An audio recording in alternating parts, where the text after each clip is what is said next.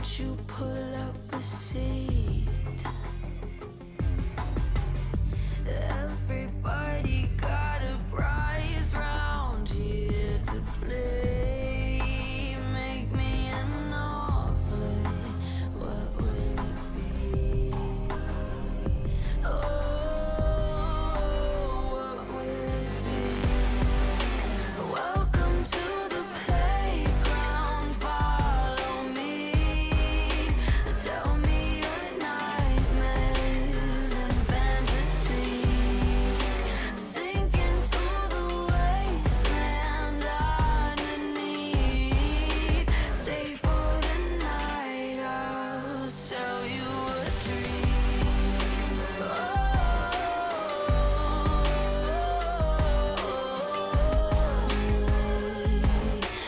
Welcome to the playground.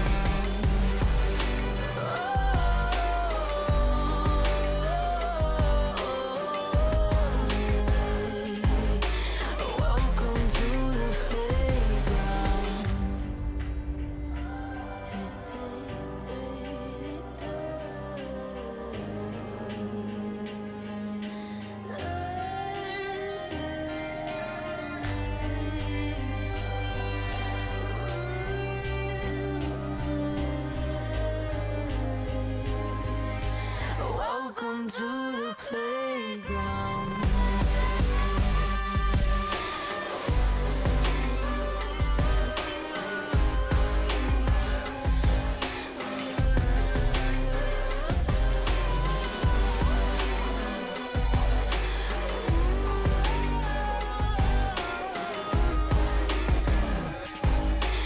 Welcome to the playground. Welcome to the playground. Follow me. Tell me your nightmares and fantasies. Sink into the wasteland underneath. Stay for the night, I'll sell you a dream.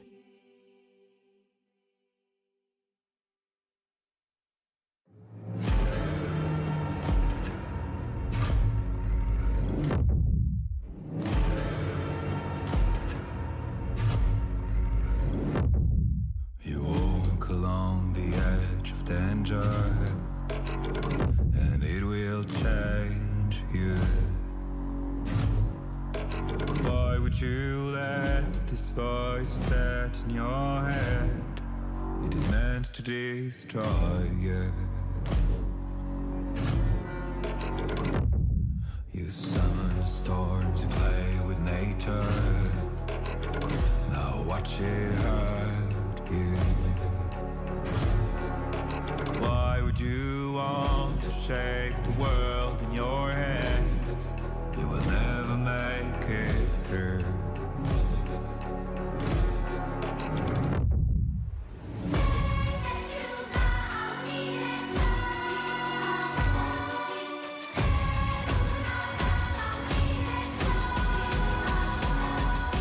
Catch the fire burning out your soul.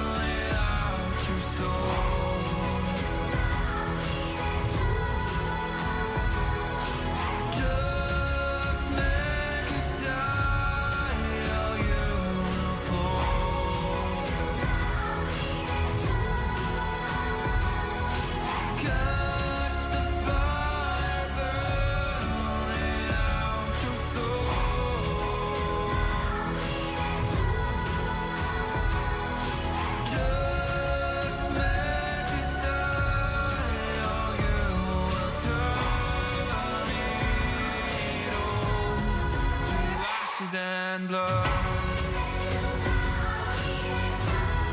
To ashes and blood. To ashes and blood. To ashes and blood. To ashes and blood.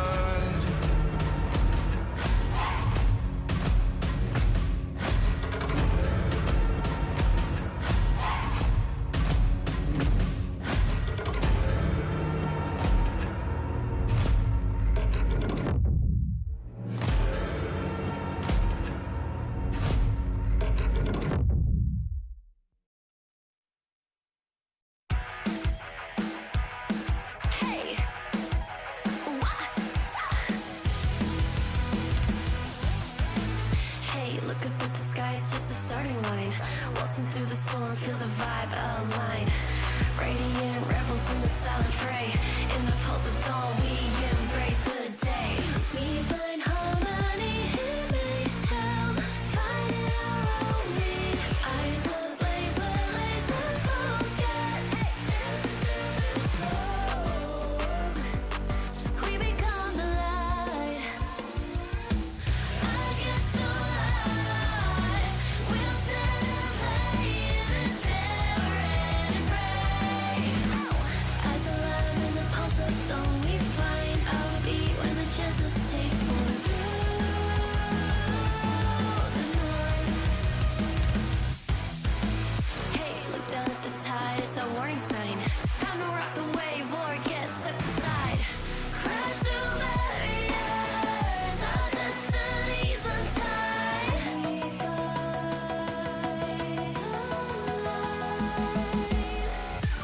We find harmony in mayhem, finding our own beat. Eyes ablaze, we're laser focused. We become the light. We become the light. Against the odds, we'll stand and play in this never-ending fray. Eyes alive in the pulse of dawn, we find our beat when the chances take form through the noise. Hey, look up at the sky, it's just a starting line. Hey, look up at the sky, it's just a starting line. Radiant rebels in the silent fray. In the pulse of dawn, we embrace the day.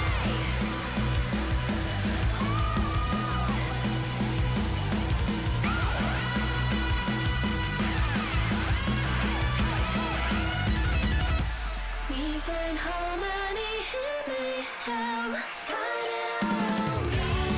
Eyes ablaze, we're laser focused. Dancing through the storm, we become the light.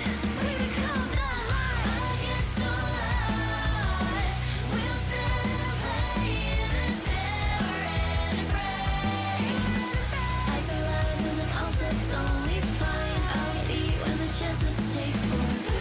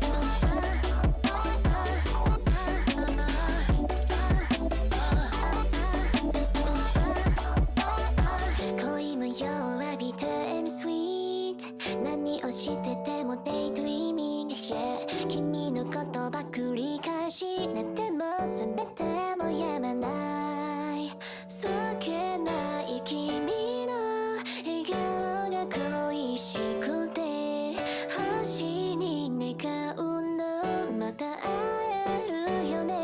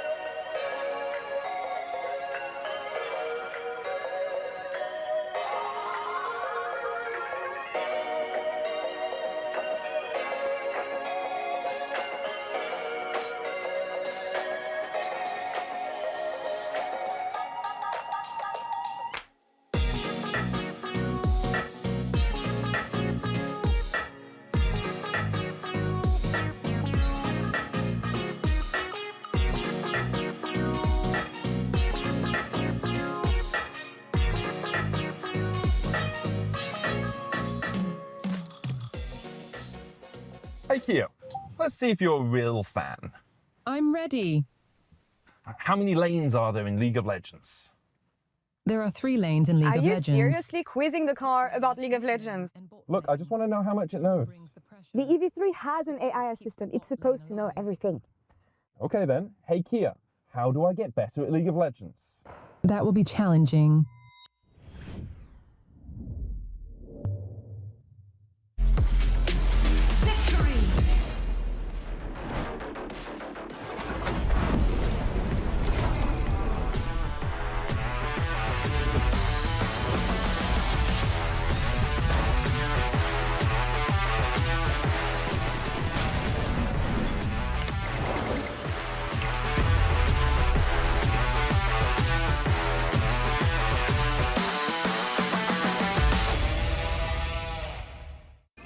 Now approaching the final pick, and what a ride it's been. A moment of hesitation, but we're getting closer to the game changer, and what a legendary journey we've been on. I mean, there's so many excellent options, but one of them has to be a perfect fit. Oh, they're about to lock in. Oh, what a pick! What a way to close things out. Book your next hotel stay in Madrid with Marriott Bonvoy. A check-in at every checkpoint.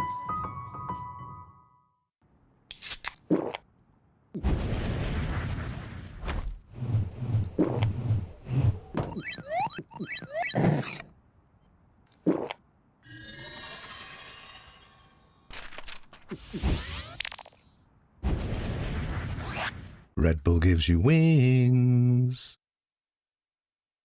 No, on to 5! What an ulti! What an incredible play there from... Oh, that was incredible! You love to see it. Right, yeah, let's really What get into... a move! He's just so good. I mean, the persistence, the patience to find the angle. You just don't see that from rookies. He's got it all. He's got the pizzazz. Have a break. Have a Kit Kat. Ooh, that looks good. Do you want to maybe share a little bit? Yeah.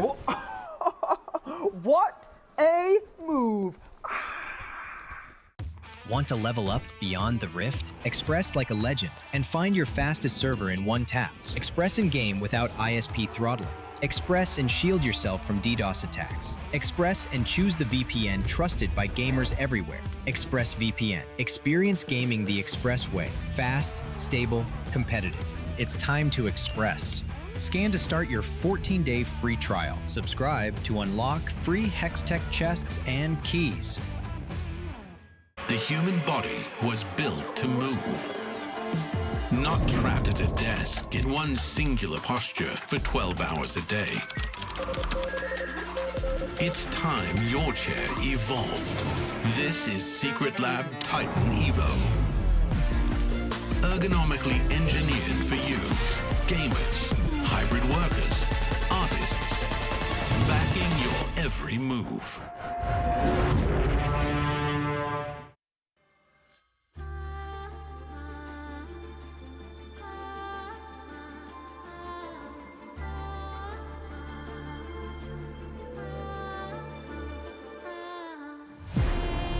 Echoes from beyond the past. The seed is sowed. The spirit knows. May it guide me for I again. We want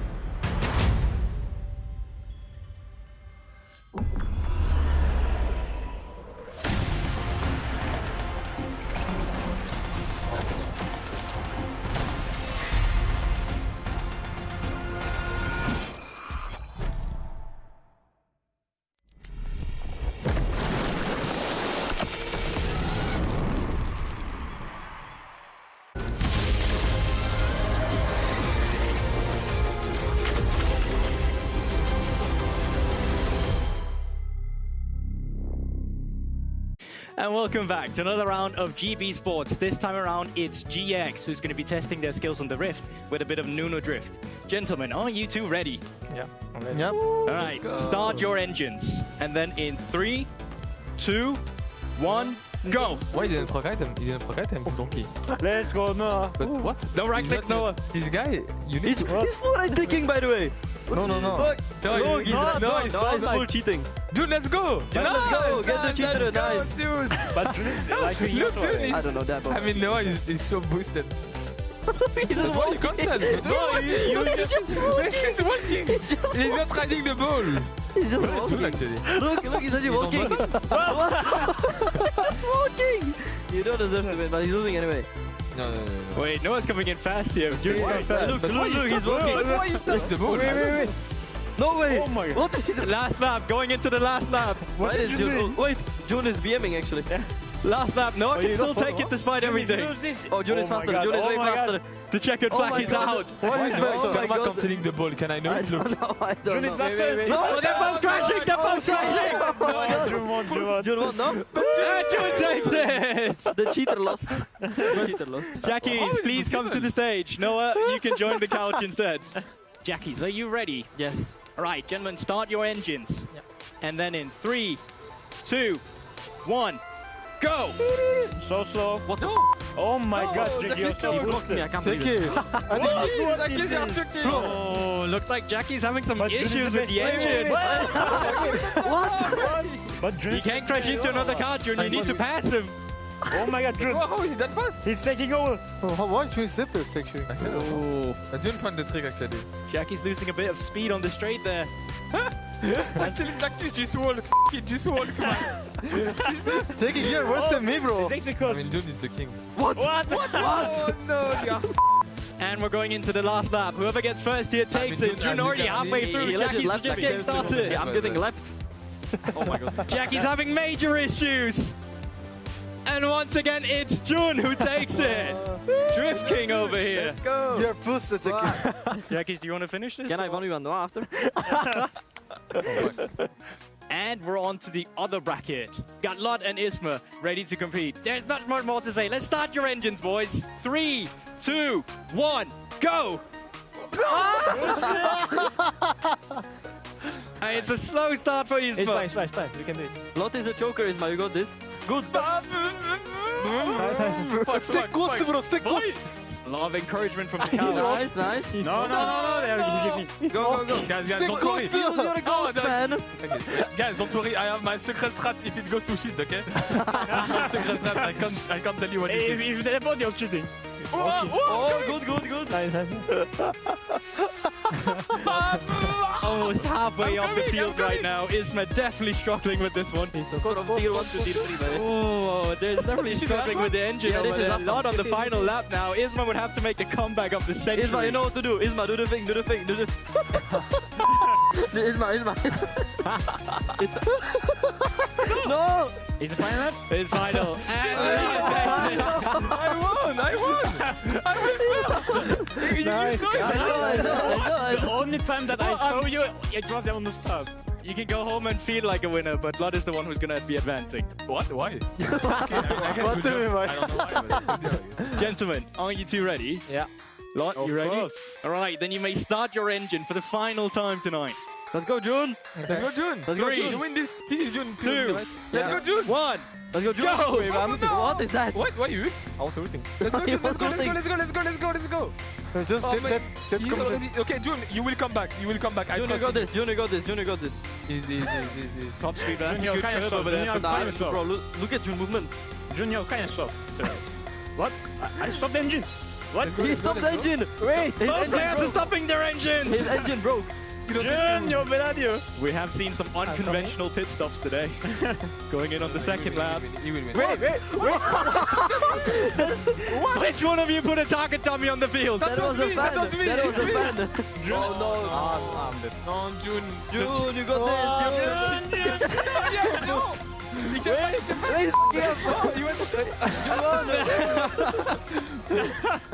I don't know what to make of that final. It was sabotaged by ISMA.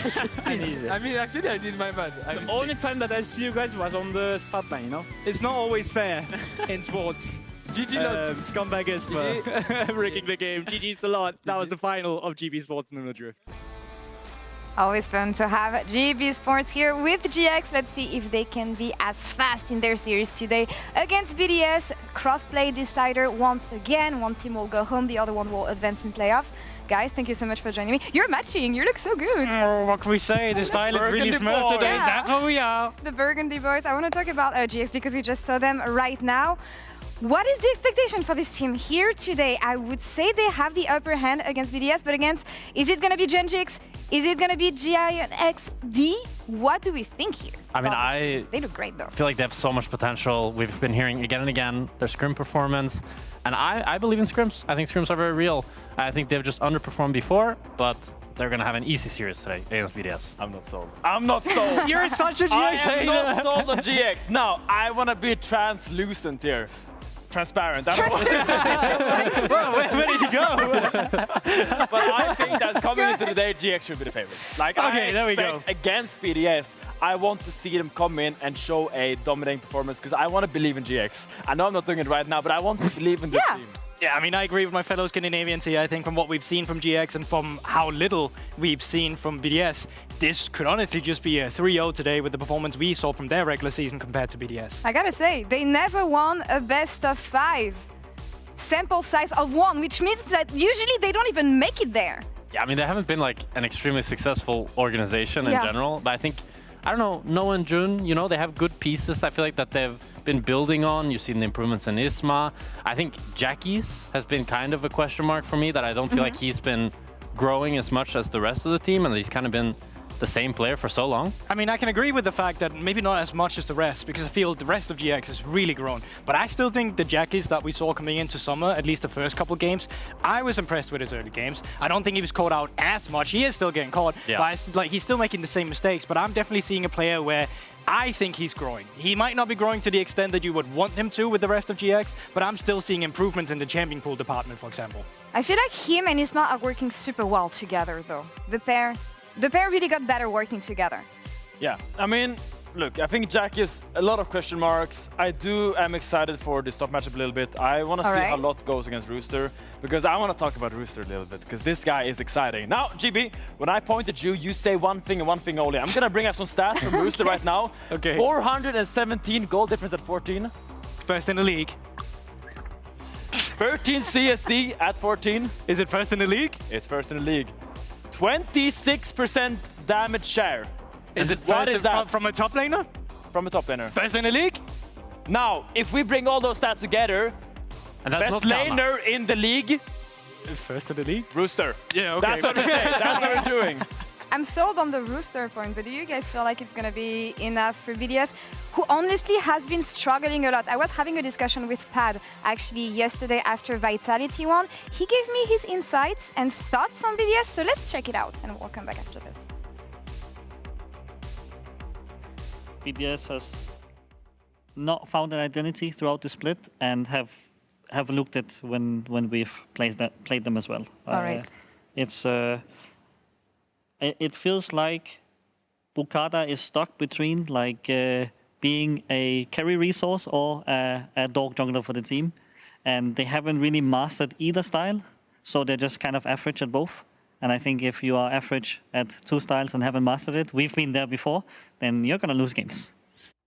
I mean, I completely agree with Pat and this, because I think we've all, when we were preparing coming into this week, we were like, what is their identity?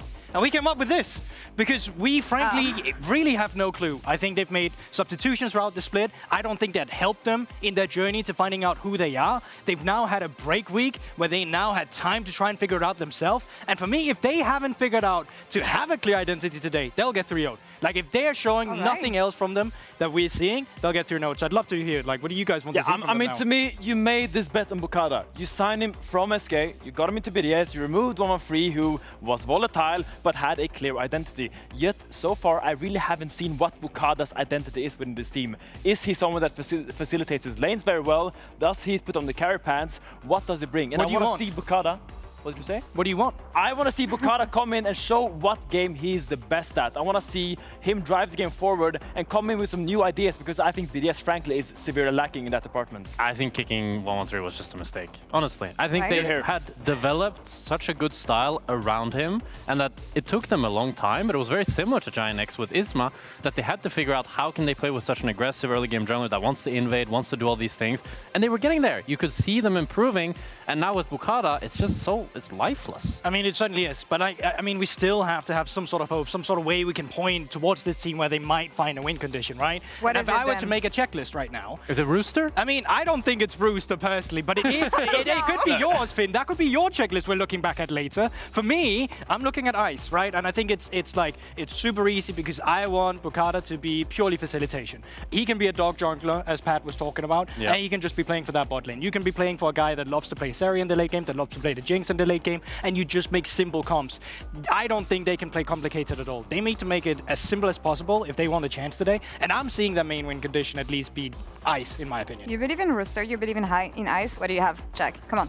One light of hope. One light of hope. Maybe. All I think he's just had really good laning phases, he's had really good performances, and he's been kind of elo held on this roster throughout the whole year. So if there's someone that can step up, I think it's him. Big task ahead of a really good performing GX today for BDS. We have Nuke actually standing by with Genie in the Marriott Bonvoy pre-game check-in. Genie here, joined with Nuke from BDS ahead of their matchup against GX for that slot in the playoffs. Let's start things off looking at the year as a whole. You guys have had quite the time to acclimate, get used to one another. We've seen different iterations of different identities that BDS has tried so far this year. According to you, which one is the strongest identity from BDS, and is that what we're going to see today? I think the strongest identity of BDS would be, I mean, like when you think of BDS, it's like mostly like me on mages, Ice and Hyper carry, those type of stuff. I think in this meta it's fitting pretty well, but we have Rooster in the top lane and Bukada, which I like to play with Rooster in early game, and especially since Rooster is very good in lane, I think we have so many like threats, I would call it threat, to just have good lead in early games. So I think if we all win lane, that's how we will win today, so Okay. I hope we will win. Just remember to win lane, win exactly, game. Fair enough. Doesn't always work in solo queue though. But you're talking about the early game specifically, and that's something that GX is very good at as well. They tend to struggle a little bit more when it comes to that mid game, which does make them more unpredictable. In that sense, how do you prepare for someone that is so unpredictable, and what is the biggest threat that they then have against you? I mean, like you said, I think their biggest strength is the early game. So I think if we match them, and that's also related to what I said, like about the early game, if we actually win early game, I think this team is blocked, like mentally blocked.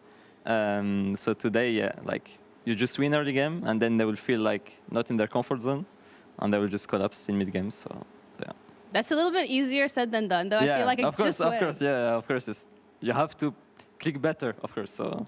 Okay, it's like going to we'll come see. down to the clicks. Fair. But in that regards as well, when it comes to you as an individual player, you've been on BDS for quite a while, and you've seen the iteration of BDS where it was the gatekeeper to the top slots in the league. And now there is a world that we live in where potentially you guys will not even make it to the summer playoffs. You'll be out early. So in that regards, when it comes to these very clutch moments, how do you as a player prepare for that? I mean, this year as a whole was a bit of a disaster, I think, in a lot of aspects. I think 2024 was probably the worst year of my life, even.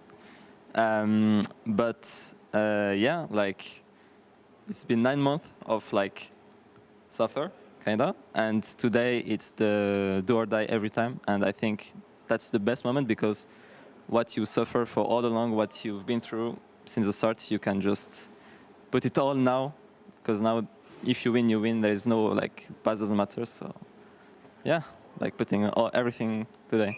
All right, that's a lot of pressure, but also really great mentality to be heading into this game. You're going to be going up against GX for that final slot in the playoffs here for summer 2025 at the LEC, and it starts now.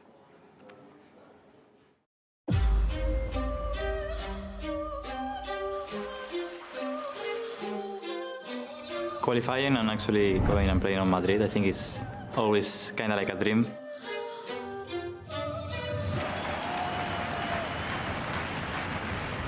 There is KC, Koi, G2, Fnatic, which is always top 4 kinda. You are either dark horse or you are out.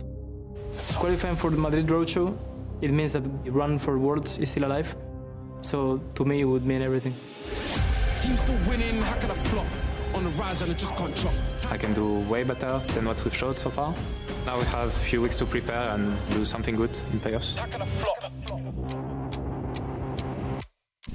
We showed a lot of promise when I think against MKOI and KC we could have for sure won. But that will not stop us from reaching the goal.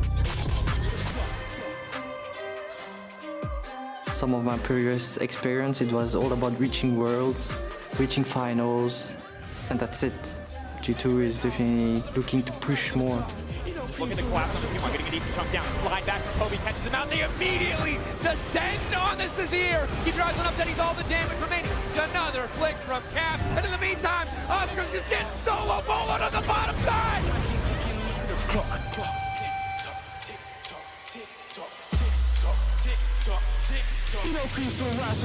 We have all our chances to be the best team. After the loss in C2, it helped us a lot to see what we have to really improve on. It opened our eyes. We will be a way better team in playoffs.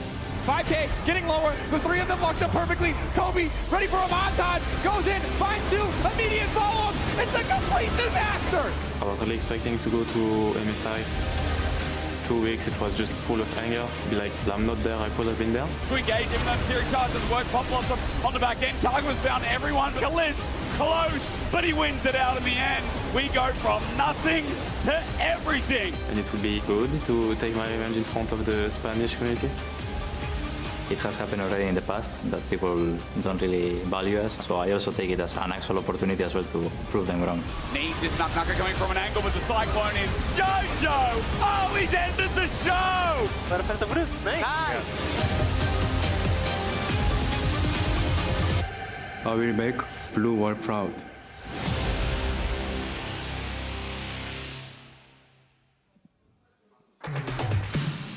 But of course today, before we get into playoffs, is our final cross-play decider, where one team will be going home and one team will get to make it through to see if they can finally close that run into Madrid. I'm Asterix.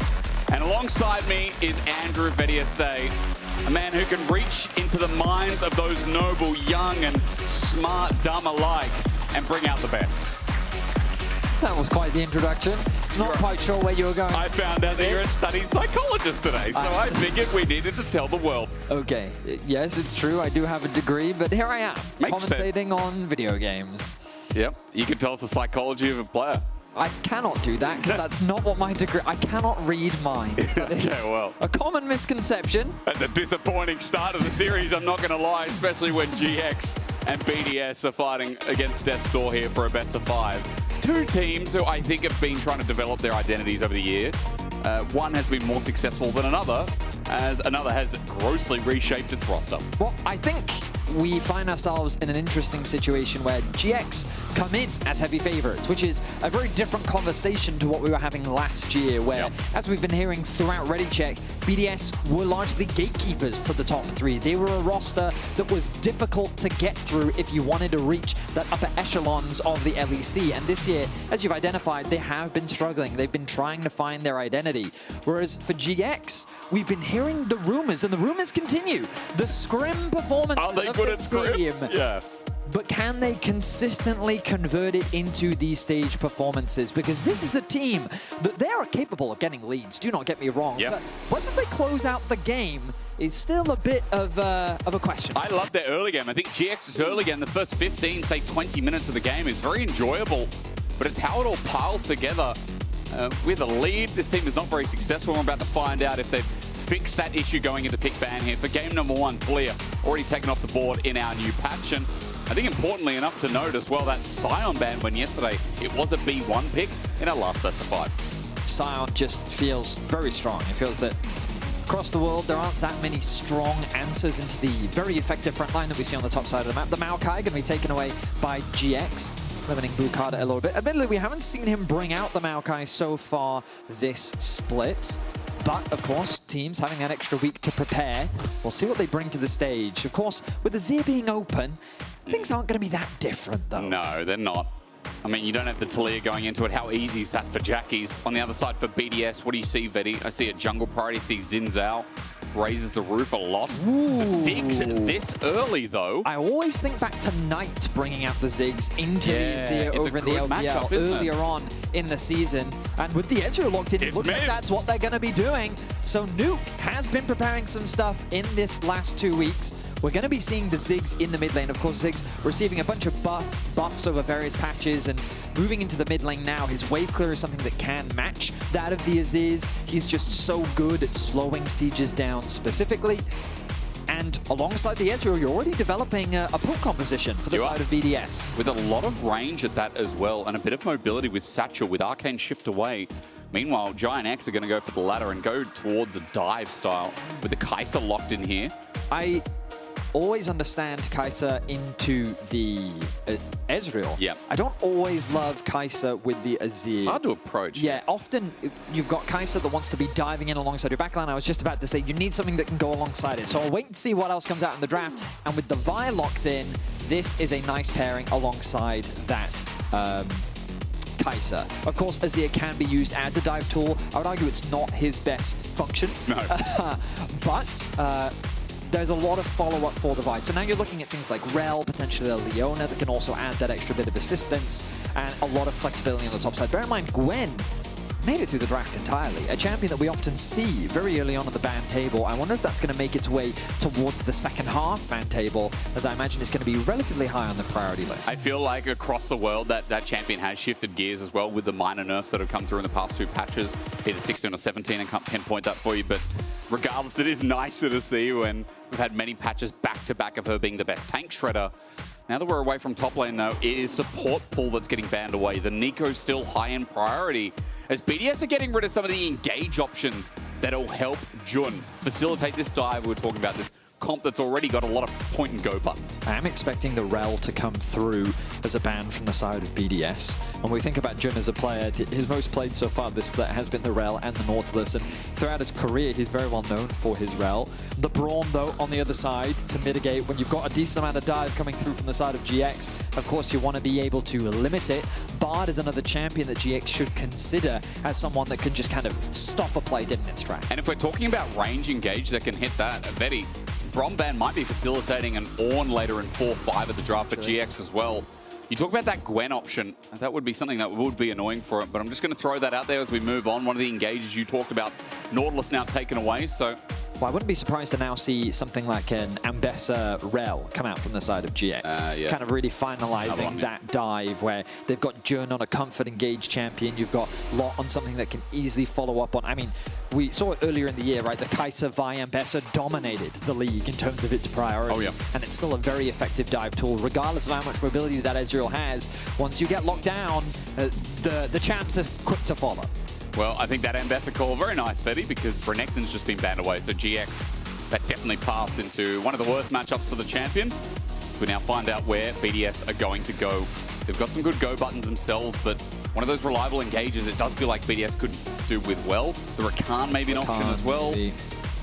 Let's see. Top lane, they're going to blind so they can take away the Ambessa that may have been fished for by GX.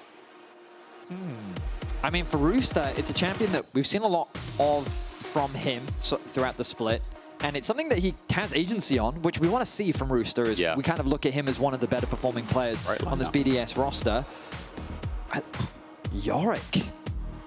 I feel like it doesn't really fit the goals of what the comp wants to do. Like, Jax would make a little bit more sense to me. Maybe even something like a Camille. Not necessarily that those are good matchups, but instead they're going for more of like a split-pushing threat. I imagine that it's good for the lane matchup on the top side. This will be Lot's first Yorick game of the split. It will indeed. And the only reason why I don't like it is just when you've got this dive idea of the Vi and the Kai'Sa, and if they want to lock in the Rakan as well, you've got a lot of mobility and backline access with this composition, but then I don't fully understand how the Yorick then fits into that role. I can see it being a good matchup into the Ambessa, having that side lane threat, but we talked about the Bard possibility for BDS, like one of those disengaged champions that can easily leave the Ezreal isolated in a side lane just because of how safe the champion can be. But the ultimate, like, the moment Vi picks a target, chuck a Bard ult on them, you know, and it can be very effective at shutting down that potential. Because every other target that gets hit has disengage, has like a tool to get themselves after the ulti. The Ziggs, the Ezreal. I mean, Poppy was the other thing they could have considered Poppy as well. would have been a nice launch as well. But I think Bard is completely fine. This will be Paris's first Bard game of summer. But overall, I like what BDS have drafted on paper. Yep. The idea that they've got relatively safe laners, they can match the pressure with the Azir thanks to the Ziggs, they've got a lot of wave clear at their discretion, and they've got a lot of poke available when playing around these neutral objectives. Their engage is very reliant on the Wukong, but I do think with Ambessa you've got decent follow-up, and the Bard can be used as both a disengage tool and an engage tool. For GX though, their core idea of wanting to dive onto the backline, I'm curious as to how this Yorick is going to fit into this formula, because for me, this is the kind of big question mark where, sure, it can definitely be good in the 1v1 matchup, but in terms of how it kind of fits into the comp, I'm interested to see. Yeah, the ideals of, you know, what Giant X usually play for the first 15 minutes here in this game take a bit of a back step, because it does feel like these lanes themselves will take a bit of while to go. I mean, the Ezreal lane always just sits back and chills. Let's see what GX can do in the early game, what damage they can do, and if they've fixed the said damage during the regular season. Got a bit more people in the crowd today rearing to go as GX and BDS entered this best of 5. And I have to say, it has been a long time waiting for this to find out who will be going on towards the rest of playoffs. Or should I say playoffs?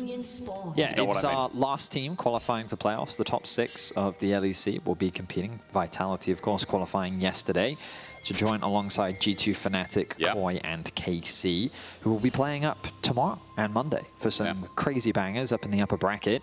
Back-to-back 4-day weekend, call it. Friday, Saturday, Sunday, Monday. As by the way, if you're looking for some good news over this weekend, we do have some to kick you right off in this best of 5.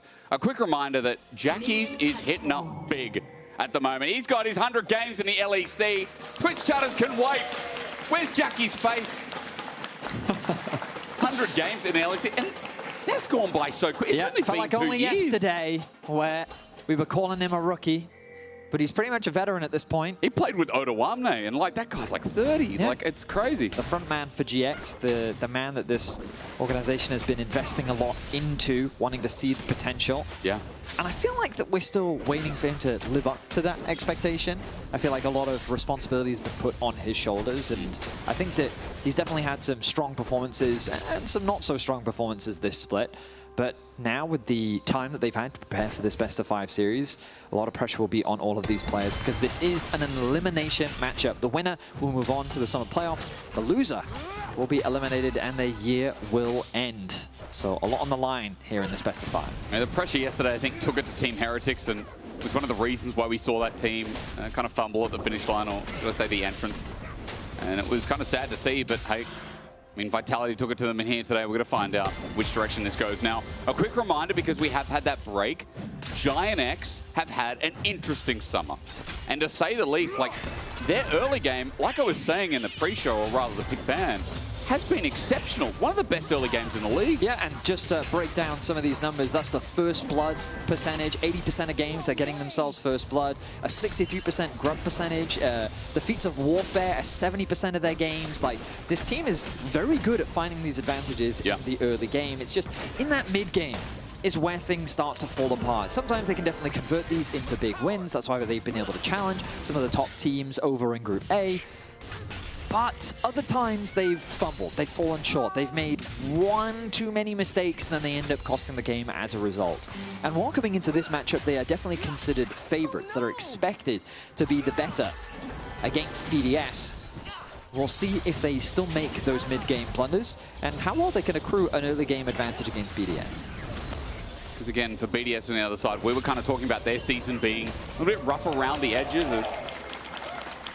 Are we just excited for, what was it, Cannon? Guys. Meanwhile, by the way, there's a top lane lead while we're watching this invade happen on our screen. There is a ward that's going to be placed down. That's seen on Vision as well. I was mentioning top lane lead because as push comes in from Lot, we did question a lot about this pick. In the individual 1v1, Lot so far, though, at least proving us wrong for the first 4 minutes. Well, no, we expected in terms of the matchup that it would go well. Okay, yeah. I mean, I would be surprised for him to pick a losing matchup when he can see what his top lane That is very true, actually. If you get a blind Ambessa, you know. So I very much expect this to kind of go this way, and he's building a small lead, which is very nice. I'm just curious as to how it's going to fit into the composition, because right now I don't quite see the vision. He'll cage. They'll dive and he'll put the cage down. That's the Yorick contribution. Sidestep. And maybe his main goal is to just be a split push threat. Of course, with Azir and Yorick, you could make the argument that our goal is to play more of a 1-3-1 style. But then my question would be, why are we locking in Kai'Sa? But again, I'm not going to I think we have some questions about the draft. There's this little suspicious thought in my mind. That's fine, you know, like, I'm open to learning new things. Oh, really? You know? Well, that's good betting. I'm not going to... What's that? Count the eggs before they hatch? Yep, correct. Yeah, the saying. As a psychologist, you know all the sayings. Okay, again, that's... I don't... In my degree, we didn't just learn a list of adages. Okay? The fact that you know the name for them is adages is great. Like, I would not know. I would just say sayings. I'm proficient in my first language, which is Welsh, technically. It technically is. Engages there. With little damage onto Nuke. Satchel charges to disengage, but Jun comes in the nick of time and gets a bit of lane pressure here while we are getting lane swapped across the map. Ice goes top. Rooster hung back for a little bit, but now he's going to reset and looks like he'll be tipping straight to bot where Noah's got a slow pushing wave. Yeah, beautifully timed from BDS. These are the type of swaps that we saw very early on in summer from GX take full advantage of. And yeah, they were good at it. They're looking to get themselves the first Drake in exchange anyway, so nice punishment, but now top needs to be careful. Lot cage, onto an Ezreal, that won't do much. Paris coming in, Cosmic binding into a minion. He autos with a couple of meeps, and Paris will help get Lot out of there. Remember, he still has his TP, so where the wave is now is kind of rough, but if the ghouls can get a bit more on that push, maybe to reset out where Lot won't be too much trouble. However, as I say that though, the minion wave's thinned out, and that is not a good position to finish up in. So I'm thinking about the grubs that are spawning in about 2 minutes' time. What are you thinking about? And I'm thinking about who do I prefer when it comes to setting this up? Because part of the big reason you swap your bot side to top is to be able to have that early pressure, right? Yep. And obviously this is very early on. The primary goal of the swap is to get Rooster out of this difficult matchup to allow him to catch that bot wave. And the timing from BDS was very nicely done there. So the fact that you can see between the two top laners, there was about a 150, 200 gold lead in favor of Lot because of his CS advantage. That's now disappeared, right? And of course you still have this top wave to catch, but the swap has come through. He's now back in the matchup that he was winning. So BDS got what they wanted out of the swap, while GX ultimately were able to get themselves the first Drake of the game, which is a nice advantage gained for them. But when it comes to the actual Grubs contest, normally we don't see early fights, we just sort of see a dance, right? A team that's first on it, maybe they'll get one Grub, maybe they'll try and sneak away that second one, or maybe they say, oh, okay, we're not actually strong enough to contest this, so we'll just grab one and then we'll leave to deny you the 3 Grub buff. And I'm just kind of thinking about these comps and thinking to myself, who do I favor? Because when you've got these 2 mages in the mid lane, you don't obviously have that immediate early game power. Wukong spikes at around level 6, which he's going to get very soon. But then it all comes down to these AD carries, and I feel like I do give that small advantage towards Noah on the Kai'Sa, especially with the options that the Rakan is going to have. I feel like he's a little bit too far away from level 6 to have that ultimate available to him, so I think on paper I do favor GX, and the fact that they've caught that top wave, they're now getting the bounce back in the top lane as well. Mid is getting that early push, so I feel like GX is much better set up for that objective that's spawning in about 30 seconds. At a more bare bones level, I will say this game feels like a Grub conversation on top of that, because Nuke, as a Ziggs, having Grub access with that passive that gets into late game with Satchel Charge as well, your turret pushing ability is just so much better. And as we know, opening up mid turret for a comp that wants to play at range as well feels like deeper vision, more analysis against the potential dive coming in. It is an important conversation. 10 seconds till they spawn. Bukata's here, as you said, the Wukong. Level 6 now picked up with a Phage and Longsword. GX are just pulling back a little bit. Going to see Bukata clearing away the ward as BDS start moving in. Isma is going to start off the Grubs, but one of those games where we might just get a fight around it. The mid push is in favor of GX. Jackies is going to get to move first. There's the first Grub secured. They're after the second. BDS just can't approach. It's very awkward. And Jackies is on the way as well. This will be 4 versus 3 for now. Look how far back the Ziggs is. 2 Grubs. Okay, small leash with a True Shot Barrage. Yuka's got range. He's got an ulti as well. He's going to bouncing bomb, but all 3 taken. BDS just watched. They're in a cinema. Hello? Yeah, I mean, we spent a decent amount of time talking about it, right? And the big thing for BDS is they're very reliant on their Wukong to be that engaged. And Bard is just kind of sitting there awkwardly looking for a potential angle. The fact that Jackie's had that prio in mid made it much harder to contest through the river as well. And so GX, they're continuing their early game winning ways. They secured first dragon, they secure the grubs early. And I don't think that BDS is too upset about this, but this is something that we've seen from BDS so far this split, which is that lack of willingness to sometimes pull the trigger. Now, I'm not saying that pulling the trigger was necessarily the best play in this situation. Yeah. But I feel like that spectating, just watching them take it, was never going to be the solution. That was definitely not the counterplay, was it? Like, I feel, you know... Because maybe they even could have, like, overloaded for a play into mid or something. Yeah. Yeah, exactly. Maybe gone for a cross-map play where they threaten to play onto the Yorick. But just kind of acting as a spectator, ultimately, like, what did they get off the back of that play? His ulti's used. It's a public execution, but Roos is going to get put in the baby cage for a bit. The wife stands there, supportive as ever. As Lot is just going to lose her for a little bit, but as Rooster does a bit of damage, he's just getting autoed down. He just took 200 damage from an NPC. And Lot is continuing to isolate this lane, much to his happiness as, okay, hang on, wife. Oh, 34! Save her! The cats, I can't stand the amount of cat torture. The parents of kittens at home must be in pain, like hearing that. You think that they're meows of cuteness, but they're not. They're death and evil. They're not, they can't be. Look at them. They're so loving. They just want to give you a little kiss. Yeah, a little kiss, a little cuddle. Yeah. Before you know it, the claws are out. I'm a dog person. I don't really know what cats do. That is... I've been bitten by a cat once, like a little, I think it was a love bite, I don't know. I've never been bitten. I've been scratched many times. Oh, scratching happens, I know that. But I've never been bitten by a cat. It wasn't like a crunch, you know? It was like a little, I don't know. A gnaw. I just think they're vampires, those things sometimes, like the cats with teeth, you know? They look like vampires, those teeth are sharp. They love sitting in the sun, though. That is their thing. Whoa. Maybe they're advanced. They've leveled up. I see. Now, early game there's been no kills, but a dragon's being started, which leads us to believe something could happen soon. With TP from GX, maybe I'm just absolutely wrong, but Bukata's pulling off dragon. This is a slow dragon. Hang on, who's going to be the one to initiate the fight? Isma's looking. He sets it up, cease and desist, and they press the go button. The Bard ult does nothing. Well, Ice is now isolated. Isma gets him and gets to get him out. Magical Journey from Paris. He still hasn't a flash available, wants the Cosmic Binding this, but where's the smite going to come from as Jackie gets nuke flash immediately. Even though he's out, the 1v1's continuing on. Jackie steps up, flashes in, lethal tempo, but he dies! He goes into a bomb and he gets exploded in the one-on-one. Nuke gets a kill back, but GX find a great initiation. That is how you play around these objectives. You don't waste any time, and their composition is designed to lock a target down and... Isma lets back away somewhere else, okay? Varus is just reading him right now. We look back at this play, and... Oh, I mean, we missed the early initiation. Okay, I was hoping that the replay would start a little bit earlier, because that was really the crux of the play. We'll look back at the one shot, and... He just gets bombed. Oh shit, the champ's OP actually.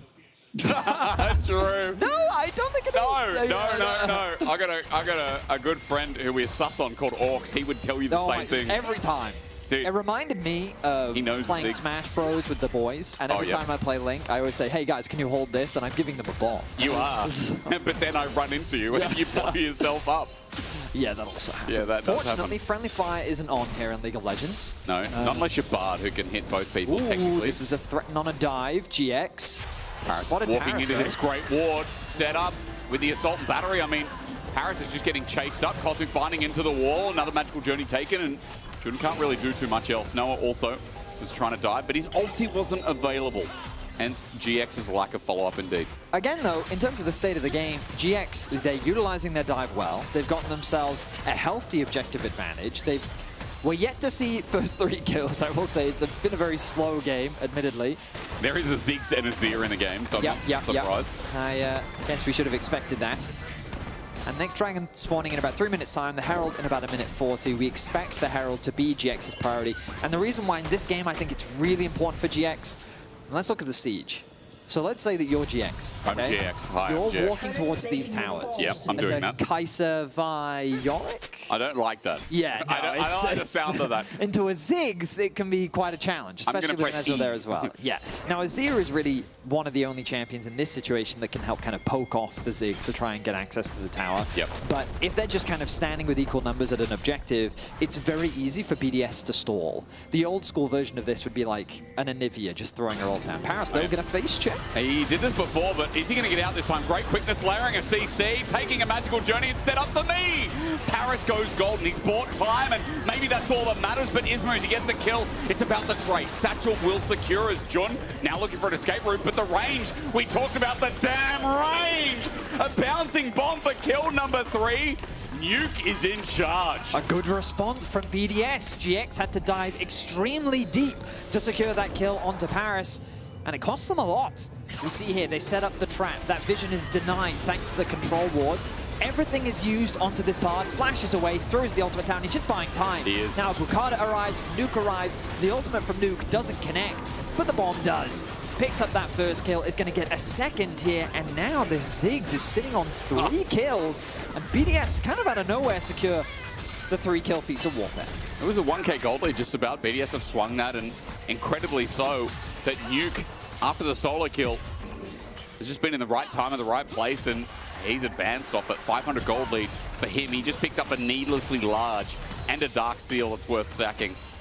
This Ziggs is big, and if you can scale early on Ziggs, I mean, we just talked about it. Approaching turrets is going to be impossible. I mean, approaching objectives should become very difficult as well. This should be contested, right? Or what are we talking about? Well, their positioning is a bit awkward because they're late to the play. The resets have come through. Paris doesn't have his ultimate to stall. Okay. Wukada, he's not going to get there in time. I think this is another uncontested objective. And credit to GX, they have been playing around these neutrals very well. BDS have been slower to react, often acting as spectators. There's a window here for BDS to put some pressure onto the mid lane tower. Noah doesn't have the strongest wave clear, but it looks like BDS, they don't want to overstack the numbers. And we talked about how that Herald is really important for GX in the context of their siege. I prefer them using it in mid lane to gain access throughout that. It gives you a lot more access to the enemy jungle once you've got that mid tower down. TP flank. This is ambitious versus the Bardo. Now his ulti up. Magical Journey taken to the turret. Lot has TP. This has to turn into a dive, but how do you dive a Bard with ult? Why did we TP? An ambitious play set out by GX, and you can tell in this game they're trying to be super proactive, and I think that's not going to slow down. Ice has been spotted. He has been spotted. Kaiser comes in, and there's going to be the damage. He flashes, and Ice gets out over the red wall. A good arcane shift. GX are getting antsy in another mid game. They get the Ezreal flash, though, the interrupt response now. We saw Paris interrupting bases earlier, now it's Jun's turn. Ice going to be delayed, that mid wave going to be pushed in, and Ice wants to stick around to catch it. So nice interrupt overall comes through, but he is going to be able to catch this farm. 2 kills to 3. The tension really starting to mount now as the next dragon is alive. Ice hasn't reset, and the dragon is up. And look at the resets already coming through for GX. They're going to be first on the play. Nuke doesn't have TP. He's got no mana. The positioning for BDS to really contest this is very awkward. Another Vault Breaker in. Isma gets some good damage. You talk about the awkwardness of it. I see BDS who are looking at a Mega Blast Cone ready to pick off targets. Isma's isolated. Jun by his side. Beautiful from GX. You're Drop the right. Herald mid, have Noah escort it towards the tower. BDS have to respond. Ice is going to come back. They get good damage onto the tower, and it becomes very difficult now to contest this objective. Oh, Isma needs to step inside. This dragon's going to reset. Inside, Tempered Fate. That holds time. Jun goes to the engage. Bukata tries to go in, but it sets up with a perfect execution. Into the backline, Roos is there. Flash away won't save him. Isma gets out, but Jackie's over the wall, is chasing away demons. Roos is one of them, and the other's coming in. Nuke won't be able to get anything off his range, while Dragon is the new target, and that Dragon was pulled so far out of the edge of this pit. And BDS again just kept playing with their range. I mean, the setup, I think, was good from GX, but Paris with a fantastic Bard ultimate, again, just bought time. He created an opportunity for BDS to regroup and force an initiation, and it was Lot who did not have his teleport. He committed to playing for the top tower, but Nuke is going to get a tower for himself here in the bot lane, so overall a net win for BDS. Will he live, though? I mean, there is an ulti here. Nuke's going to get chilling smited. This little Ziggs running his life. The Hextech Minefield out, the quickness from Jun. It's a 2 versus 1 in the bot lane, and Nuke has nowhere to run. A nice bit of chunk of gold over to Isma as Ice. Is he in trouble? Ult was already used. Did you see on your mini-map screen? Whatever you want to call it. What do we call this? Portraits? Noah did ulti for that as It's Dragon time again. Look how far pulled out this is. So again, you can see Ice is still stuck in the mid lane. The numbers advantage is favorable, but that Bard ultimate, perfect on the Dragon, then the engage comes through. 4 versus 4, the Ziggs finally arrives to throw the ultimate out. Again, doesn't really connect onto anything, but it doesn't really matter because the damage is done. BDS have that numbers advantage, and they're able to force GX away from the objective. And I think overall this is good for BDS because, again, we talk about the compositions. I like overall what BDS has. The idea being you poke, you stall, you poke, and then once you've done the damage, you have the Wukong for the initiation, you have the Bard ult to set up a play, you have Rooster that can come in from a flank. They have a lot of options once the poke connects, whereas GX around these objectives, they just got to force and engage. They just got to go in. Otherwise, they're going to be chipped down, and the fight, that HP is going to be too low before they can respond. I think we are seeing, though, around these objective fights, like Rooster, for example, in the last fight, what the top laner added in. Lot, for example, we did talk about it in draft, like the synergy, how it all comes together for GX. In this game, if it was something like an Ornn, something like, you know, if they got the Ambassador, obviously, in an earlier phase of the draft, maybe for GX, it'd be different tools for them to work with and be easy to pull off the execution. Right now for ISMA, the only follow-up really is Jun. So for GX, even though they're in the gold lead in this game, even though they got the early 2 Dragons, we have seen the past couple of fights go BDS's way. And look at that Ziggs, he's going Rabadon's second. So, I mean, this is Chad Ziggs build. You've got the mana now, bring the damage in as Ice is fine for the time being. Paris is just there in case with a cup of tea. GX, their aggression isn't slowing down. I do like to see this from them. Now they're leveraging the push that Lot got in the bot lane to contest this blue buff. BDS, I don't know if they really need to fight this. They can just concede the objective. It's going to be secured by GX. There's nothing really on the bot side of the map. I feel like they need to be setting their sights on the top side rather than just acting as spectators. Again, they're falling into this trap of just kind of watching GX do things. And then, I mean, I guess the counter argument to what I'm saying is if you know that GX are prone to overstep and make mistakes, just wait. Just waiting for that to happen. It's worth 1,000 gold, you know. Yeah, there is that argument as well. But you talked about the comp, like, as it throws range out, as Jackies gets hit, they want to keep poking, but ISMA, the flank, lots coming in as well. BDS are a little bit sus in this. Bukata can get out. ISMA's going to be holding on for a while, you'd think, but here we go. Ulti's going to be popped out. Cease and desist. Tempered Fate comes in as a response. Jun gets a knock-up as Paris slices away. The Cosmic Binding was beautiful. Two-shot barrage later. Bukata is alive. Lot flashed into him, but Noah's here to finish the job. Running in, he has to flash out himself as Nuke is getting hit by Jackies, and Revenge is getting served, but the soldiers can't reach out. Ice is now on the charge. He has flash. He has the tools. He'll take it into Jackie's face and send him to hell as BDS, the waiting paid off. But Giants have 4 members in front of Atakan. They think, nah, props don't do that. It's a 2-for-1, and GX cannot convert it into an objective. Nuke came so close to losing his life, but he had the TP available. He quickly comes back to bot. Now Ice is isolated in mid lane. Isolated, good one, Vedius. Arcane shift away, the damage is nerfed. And finally, Lot's going to do a hell of a lot more than spectate himself. Paris can't escape, and that's what the Yorik's for. He gets a double kill in mid lane. They punish the overextension of BDS. 7-5 now the kill score. Dragon's still 50 seconds away. GX, they need to convert this into something. Can they convert it into a mid tower? I don't think they can. Nuke's going to arrive. The wave clear is here. And GX, now they've set their sights on the Atakan. They don't want to slow this game down, so they're going to start off another objective. Nuke has no TP. He's mid, but there's no TP repositioning from Rooster either, so they're going to let this one go. Noah as well with 3 grubs is going to be able to take bot turret alongside it, so big win for GX. For sure. That pick, the initial play was messy. Yeah. For sure. But the follow-up, the punishment onto Ice and Paris. Ice was just overstaying his welcome in the mid lane. After falling, GX quickly convert that into the Atakan. They get the bot tower as well, and that's a big injection of gold.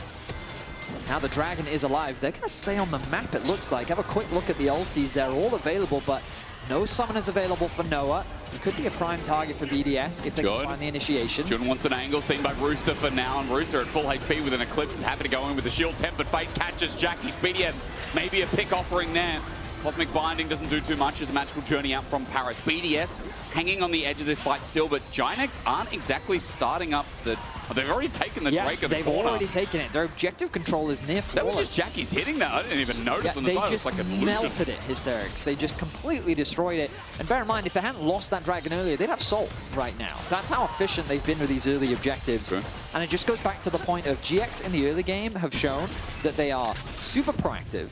They're always eager to make stuff happen. They play around their prio as well. And I think that around every single objective, they've just had the better setup.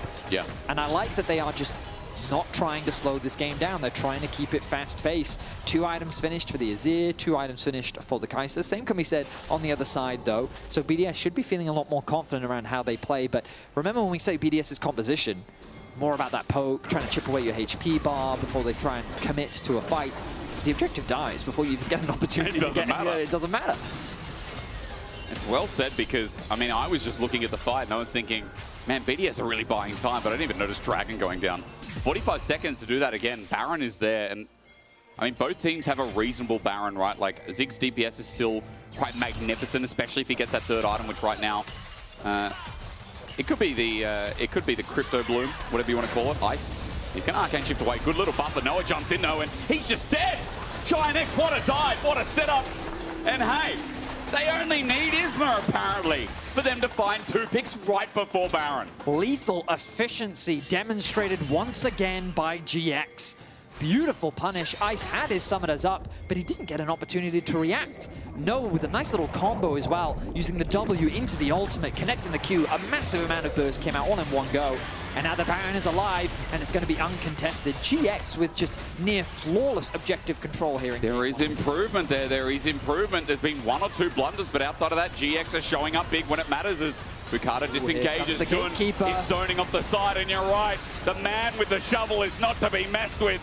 Send the wife, then send the husband afterwards. Who do you fear more as the Baron goes down and GX flawlessly done? I mean, credit to Lot. When he comes into these fights, I feel like his role is to simply be a wall. You know, you bring up the ulti, you stand there alongside your ulti, and you say, okay, I don't care about your poke. I'm just going to push you away, zone you away, keep you away from these neutrals. And that was a great example of him doing it just there. GX now with the Baron buff, 4.4k gold lead.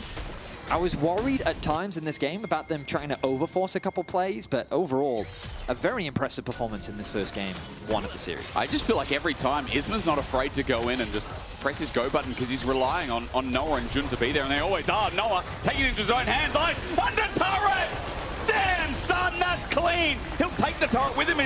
He's got backup. Jun's there to help him secure another. The best damn bot lane in the league. That's what we're saying this year. And they're back with a vengeance. Noah makes it look easy. He shuts down Ice. And he secures the tower as well. Converts it into a double. 6-0-1 the scoreline.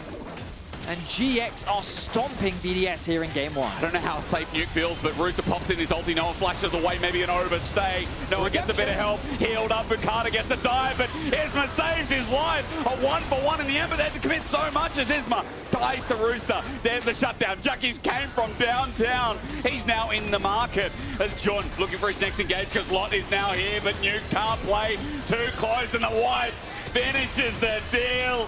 Giants are not just outplaying, they're styling on BDS, and this has turned into a run over of a game.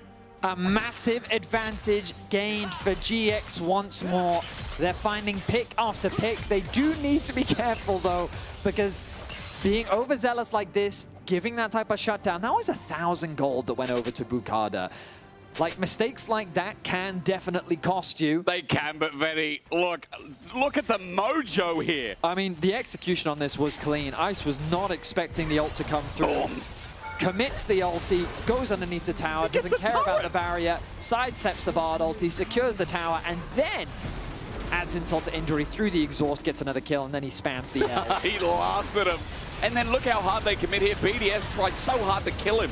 The redemption, the healing from the Rakan. The Wukong gets the final Q auto off, securing 1,090 gold. Isma losing his life as well. Rooster getting a nice gold injection. But then the arrival of Lot, the Yorick securing another kill off the back of that. 13-7. The Baron's about to wear off. GX. They still need to break into the base. The Soul is available. I mean, it's being taken right now on our screen at the bottom. Noah's just soloing that one. Oh, I say soloing. Isma's there to assist. Close enough. And there is the Soul. Now at that low HP, they're going to be that extra bit harder to kill. And I tell you what, Giant X, impressive performance in this mid. Like, they are skill checking BDS. And yes, they gave some shutdowns over, but I think at this point they don't care. They've just opened up inner turret and mid. Look at bot. Lot is just sending it in, and so is Isma again. Paris is going to go golden, but only buy time to seal his death as Giant X care not. They're 5 strong in front of this turret, and Paris will drop down. He's the only one so far. But look, the cats are getting sent out again. Bukata's running for his life, and Lot is one-shotting turret to make double inhibitor, if not the end right here. GX completely style on BDS. They stop the game. Oh, that guy builds roads for a living. That's what he did in the week break as he goes golden. He's bought some time, and now the rest is in line. Rooster the last alive, the man we glaze the most, and as Jun goes for the dive, it's GX that'll host this game. 1 clinical performance and a skill check to say the least. BDS don't know what hit them as this game ends in 29.5 minutes. A really impressive fight game from Isma. The way in which they play around his engages, the picks that they were able to find, and then Noah and Jun just getting the better of Ice and Paris. Really impressive stuff from GX. There were some moments we were questioning it, but hey, I've got something more important to tell you. If you want to win a trip to LEC Madrid for you and a guest with expenses paid, I can tell you that your journey is going to start right here. If you tell us your story about the LEC or with the LEC, why you deserve to win the trip, you could win those tickets. So get online, go type in the things you do. You know how to use a keyboard, that's important. And yeah, that's about it. We're going to go to break now. We're not going to give the tickets to Cadril, but we'll give them to anyone else. That's just our one rule. We'll go to a break and we'll see you for game 2.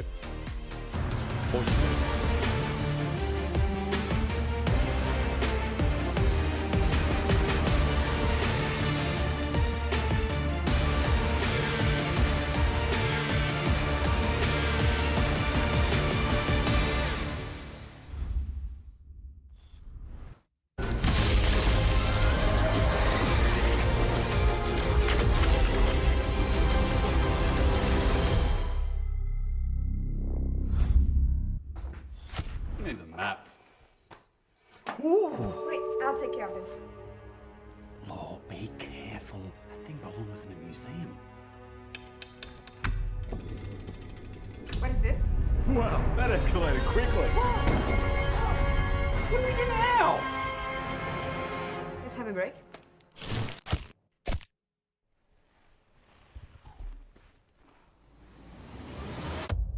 Have a break. Have a Kit Kat. How do we get out? Like this. Say it. What about me?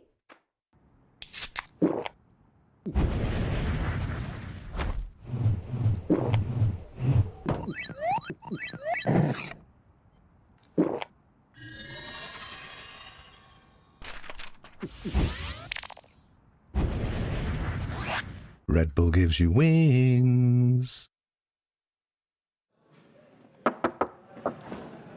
Join the WhatsApp. Join the WhatsApp? We're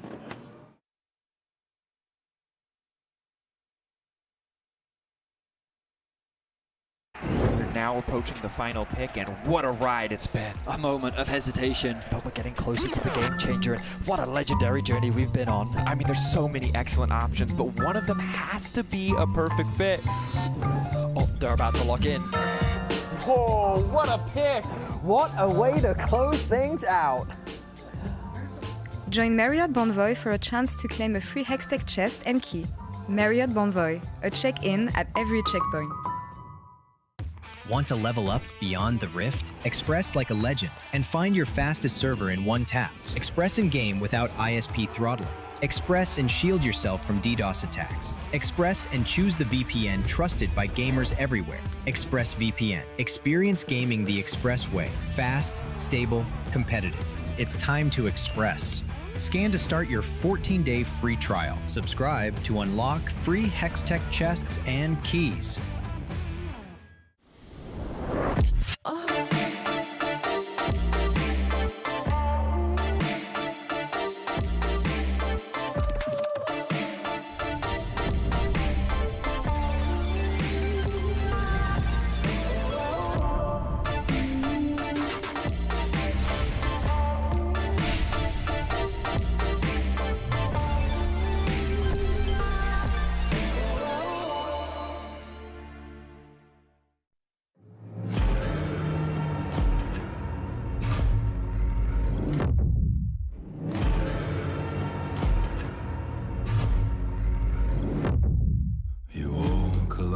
the edge of danger,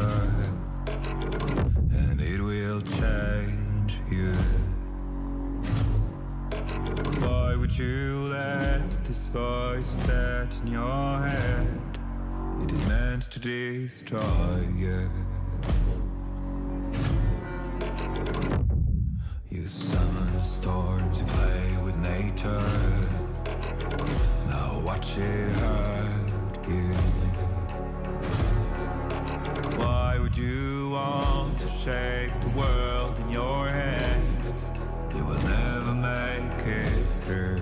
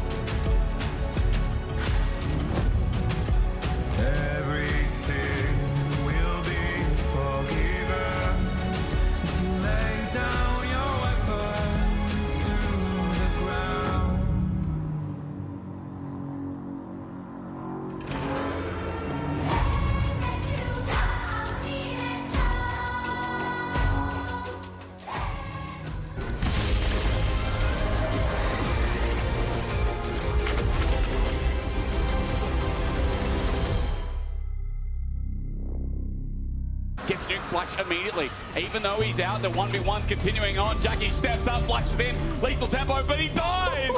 He goes into a bomb and he gets exploded! Ulti's going to be popped out, cease and desist. Tempered Fate comes in as a response. Jude gets a knock up as Paris slashes away. The Cosmic Binding was beautiful. Trisha Price later. Fugata is alive, lost Flash into him, but Noah's here to finish the job! I'm looking. He's not flash, I'm flash. I can look bald, look. I'm looking bald. Go look bald. Yeah. Let's push, okay? We can Nash or no? We can.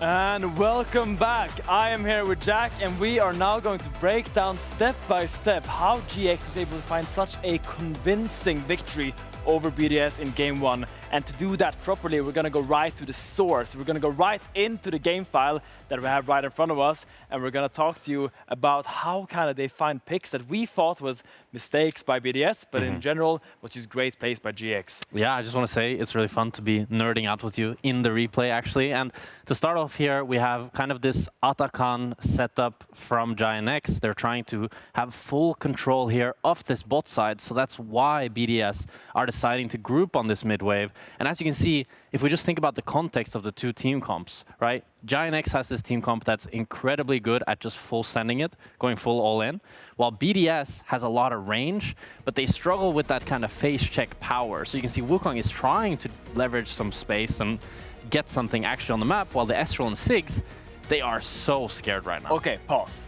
What is about to transcribe here, Jack Spectra? Break me through this, because now we have Vi on a flank here that is looking on this Wukong, and it looks like GX is trying to collapse on them while they're trying to retake this river. Yeah, you can see it's so difficult for BDS, especially when Isma is able to find this flank, because no matter what target he goes for, the carries of BDS are zoned out, and even with a great Bardold from Paris tries to peel for his Wukong, it's still a really favored fight for Giant X, just because Six is so zoned out. Yeah, look at Six. He gets shuffled by a Zero. Barely out alive here. Jackies tries to find a pick on him, goes a little bit deep and ends up falling here. And here we get into the situation where looks like GX wants to go for his Atakan, but with Azir dying and Six being able to keep it down there, they're kind of giving up on this play. And now we're going to see something where, when I was watching this with Jack Spectra, I'm going to speed it up a little bit for you guys. We thought that Mr. Ice here in the mid lane was just trolling, because here Vi is just walking all the way around onto him. We were like, is he DC'd or what? Like, what is this, you know? Like, how is the Ezreal not reacting? And then when we actually look at the replay here... Let me break it down. Let's go back 15 seconds and show that from Ezreal POV. This is what Ice sees right now. He doesn't expect anything. Look how Isma threads the needle with this vision, ends up behind him like that, finds a crucial vision pocket, and finds the flank onto Ice here. And this is one of two, I think, crucial picks on Ice's game that really propelled GX forward in this matchup. We're gonna look at another play at around 24 minutes into the game here as I go to it. Yeah, no, I just want to say, like, for me, that's one of the coolest things when you see those little mechanical plays that normally, like even us, when we see it live, we can't recognize what's happening. And just the fact that players are still able to do that and kind of innovate is really nice. I mean, I think that's the coolest place. Whenever I watch junglers just walk around vision like that, I'm so impressed at the brain capacity this role takes. So now, we have a second clip now. We're around 24 minutes into the game. Baron is spawning in 1 minute. Yeah. And it looks like GX is trying to group to get a semblance of vision here. They're sending 6 mid, they're rotating with Ambessa. Ezreal is pushing in this wave, and they want to take a little bit of control in this river. Yeah, they're kind of, I'd say, making a mistake here where they're overgrouping. It's really rare that you want both sides to move at the same time, because now you end up in this situation where Ziggs wants to catch top and Ambessa wants to catch bot, which just means that this Ezreal on this mid wave is so damn vulnerable. And even though he's playing Ezreal, like one of the safest ADCs in the game, he has a bard to give him a portal, and he has a good vision topside, it's a Vi that he's playing against. Yeah. And Isma, once again, is going to play this vision so beautifully where he's able to charge the Q like outside of the bush to get in range to actually fully reach this Ezreal. And if we could watch this now again from Isma's POV, we'll see that, like, because it looks like, the thing is, if this Vi just charges Q from the bush, Ezreal can always react to it with the E. But he walks really far out of it so that he can immediately Q ulti him, get Noah onto him with the Kai'Sa ult as well. 2 free picks. That's Baron Nashor. And pretty much yeah, GG. I mean, it's just an easy snowball from there. And I love that even though Ice buffered the Vi ult perfectly, this will just be Baron Nashor. And I think GX, despite them being iffy sometimes with the leads, was able to close this game out cleanly with a really nice, poised Baron Nashor play. Now, I just want to give props to Isma. Yeah, I mean, I think this was super impressive. As someone that isn't really familiar with Isma's game, I really love how he just used the vision pocket so nice at this game. Now, looking ahead, we're gonna toss it to Jinne, who's right now standing by on stage with Jackis. Super good game that you guys had against BDS for that game 1. Really solid when it came to objectives control, when it came to that mid game. How are you making sure that that's something you continue doing even here in game 2? I mean, for us, it's most important to not get bored, I think, because to be fair, we go to an objective and they're kind of not doing anything. So yeah, I got a bit bored to this game and I died 3 times like a noob, so I'll make sure it doesn't happen and we will just close it out. All right, well, good luck. We'll see if that happens. Try not get bored because they weren't doing anything. That felt like a lot of what BDS did around a lot of those objectives. They were kind of NPCing it up a little bit. And I mean, how crazy is that? That sometimes as a pro player, the thing that you have to battle against is boredom. Not getting bored. I mean, that's me for real. Like that's yeah. I mean, I get it to a degree. I think everyone relates with that. In League of Legends, the biggest problem is... I gotta be honest, bro, when I'm like locked into a competitive game, my mindset is win. You used to play Nocturne mid and you play Akali mid. Those are the ultimate champions of like, if I don't do anything, I'm going to get bored. No, I'm not. No, my mind, if I'm 0-0-0 and I win the game, I'm cool with that. All I care about is winning the game. That is the worst mentality I've ever heard of. For the outcome, I would rather you be 0-10. I would rather take a 0-10 man. Nocturne mid rather than 0-0. Boredom is not something that affects me. Well, like you and I don't am get not bored. the same. What can I say? I could never be a psychologist, I guess. Oh my goodness. All right, well, game 2's around the corner. We're about to jump into pick ban. Remember, elimination, you know, I don't need to drill your mind about it, but I do need to tell you that GX are on the red side this time, and as we're about to get in, I am eyeing up some very interesting bans that I can see on my secret screen, Vetti. Why would you tell them about the secret screen? Oh, it's called a secret for a reason. They need to know eventually. Okay, secret screen wasn't wrong. Orianna ban. And Trundle gone as well. That means Sejuani B1. Thoughts? I do not think it will be. I do not think it will be Sejuani B1. Let's go back a couple of years ago. I think what that was a Scion B1. I think that would have been a That could have been a Scion B1. And that's why we're likely seeing a Scion ban on the side of GX. Yep. The Orianna, I'm wondering if that does suggest anything, or if they're trying to dissuade BDS from something like the Orianna Nocturne combo that we've been seeing pop up. Saw Jackie's draft sheet. Cameraman, be careful, or don't raise that too high. We don't know what he plays. Well, I think we can make an educated guess. I'm feeling Victor's on there somewhere. Ooh, Sejuani ban. Okay, well, there you go. Whoa. It looks like the BDS wanted to prioritize something that wasn't Sejuani, and they were worried about GX getting the Sejuani, and that's why you're seeing it banned away. This does mean that Rumble is still available. We saw it banned in Game 1.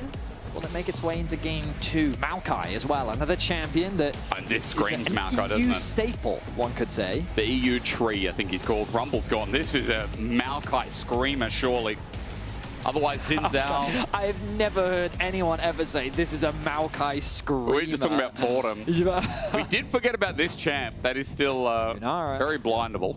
Yeah, like she certainly is. Yeah, here in EU, very high priority champion. If she's open often, she will be prioritized.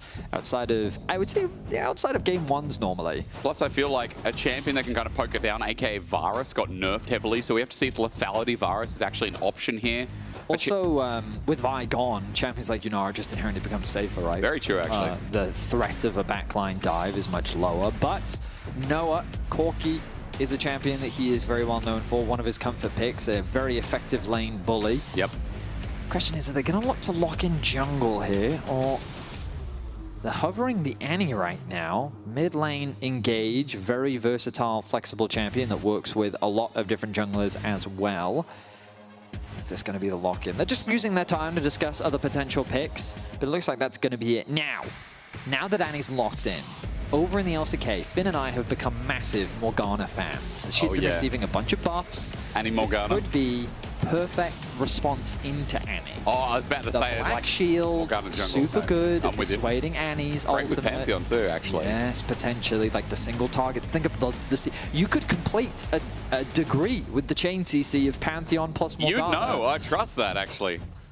With Aurora locked in, hang on, this is a good angle. There's a bit of AD in bot. Well, that's likely then the Pantheon Aurora into Annie. Okay, my Morgana. It could also be Aurora just blindly into top. You think that's what you think? Well, Casante's like the last S to A tier top tank open.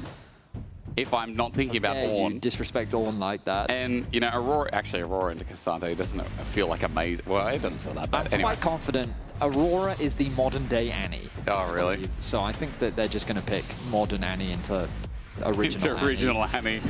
This pick and ban has been a hoot with you so far, as I might say.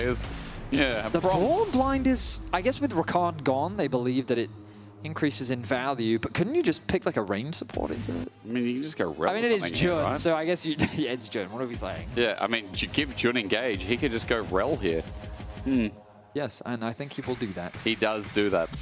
One of his comfort champions. So a lot of engage on the side of GX. You've got the flash ultimate, or just the general ultimate of the Rel. You've got the follow-up with the Annie, and you've got some decent damage coming through from the Corki. On the side of BDS, they have a little bit more disengaged thanks to the Braum acting as that front line. Now we're looking at jungle, and we're looking at top lane. For jungle, champions like the Pantheon are going to be removed. Xin Zhao becomes the immediate priority, I'm thinking, for GX. BDS, I wonder if they'll look to take it away. Thinking about some other junglers, Trundle gone, Maokai again. Is Maokai good for BDS? I mean, right now we kind of need engage on BDS, right? Yes. Like, you've got the Braum, so, I mean, I'm just going to raise the Ornn again, but Gwen's still up and available. I don't think these teams want to play Ornn. I hate to burst your bubble. It's not really a bubble. I understand. Not many people want to play Ornn. I get that. That makes a lot of sense. However, we are currently on BDS's side. I mean, I guess Aurora acts as an engage tool, right? Like, as a way to kind of pop the fight in AoE, but... Sort of. It's not, it's not super reliable, is it? Yeah, what they're lacking right now is just a lot of crowd control to sort of lock GX down. A bit of layering on that, yeah. So Jace is going to be banned, so they want to try and take Rooster off of any potential carry threat on the top side. Are they setting up for Gnar? Is Lot just going to Gnar on 4 here blind? But then they could just pick the Aurora into top. Well, I mean, they can counter-pick with the top lane. They should just lock in their jungle. I think Zen makes a ton of sense here. Gwen's gone. I mean, I'm telling you, BDS are now thinking maybe it's an Ornn angle. I think BDS is thinking about a Cassante, to be honest. Okay, that too, yeah, similar. A lot of people will be like looking at LEC again and be like, who's that guy? That is Xin Zhao. Yeah. The new art. He has a sun around him with his ult. Yeah, I did see that. At first, I did think it was a visual bug. I was like, wait, he's got like a Leona shield or what? Maybe they need to turn the brightness on that one down a little bit. Yeah, it's very glaring. Let's see what the option is for top lane. It's going to be Jax. Okay. So I guess, again, they didn't want to play into that matchup, even though it's been good in the past. Jax. And scaling mid-mage.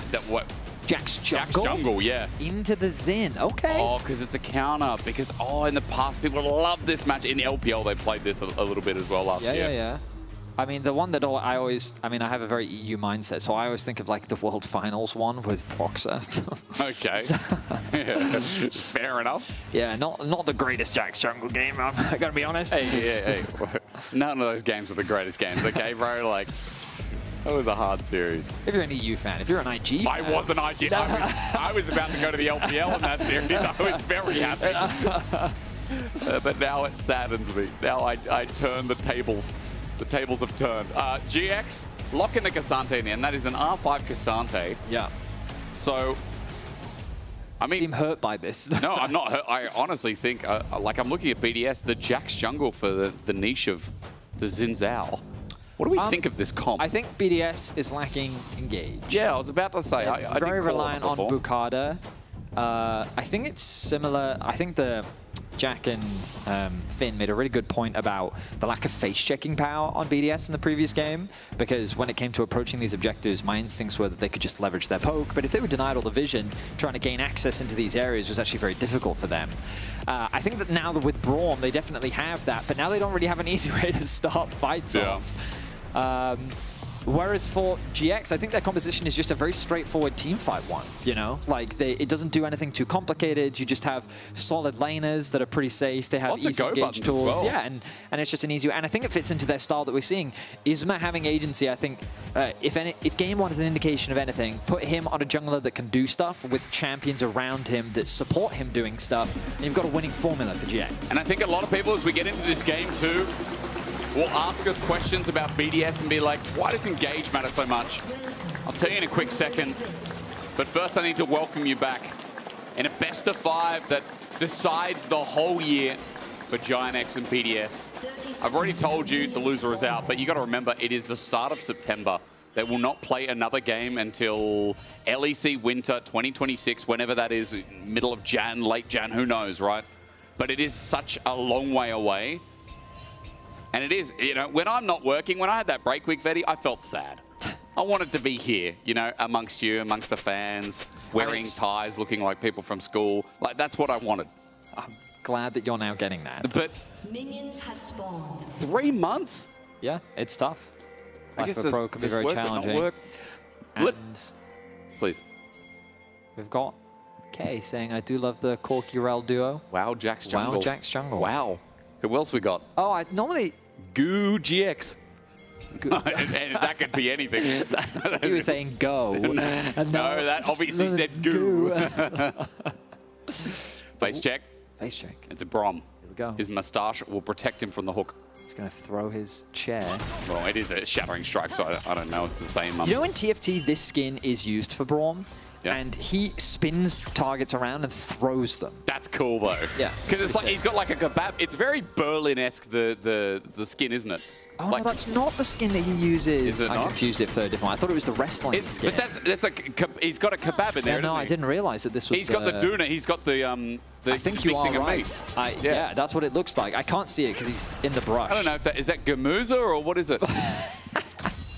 Observer. I know it is appropriate right now. Gamuza. Can we zoom into Braum? What do you think? Yeah. Level 2, by the way. They're just going to back off. Yeah, Observer gets it. Don't manipulate the observers. You get it. You get it.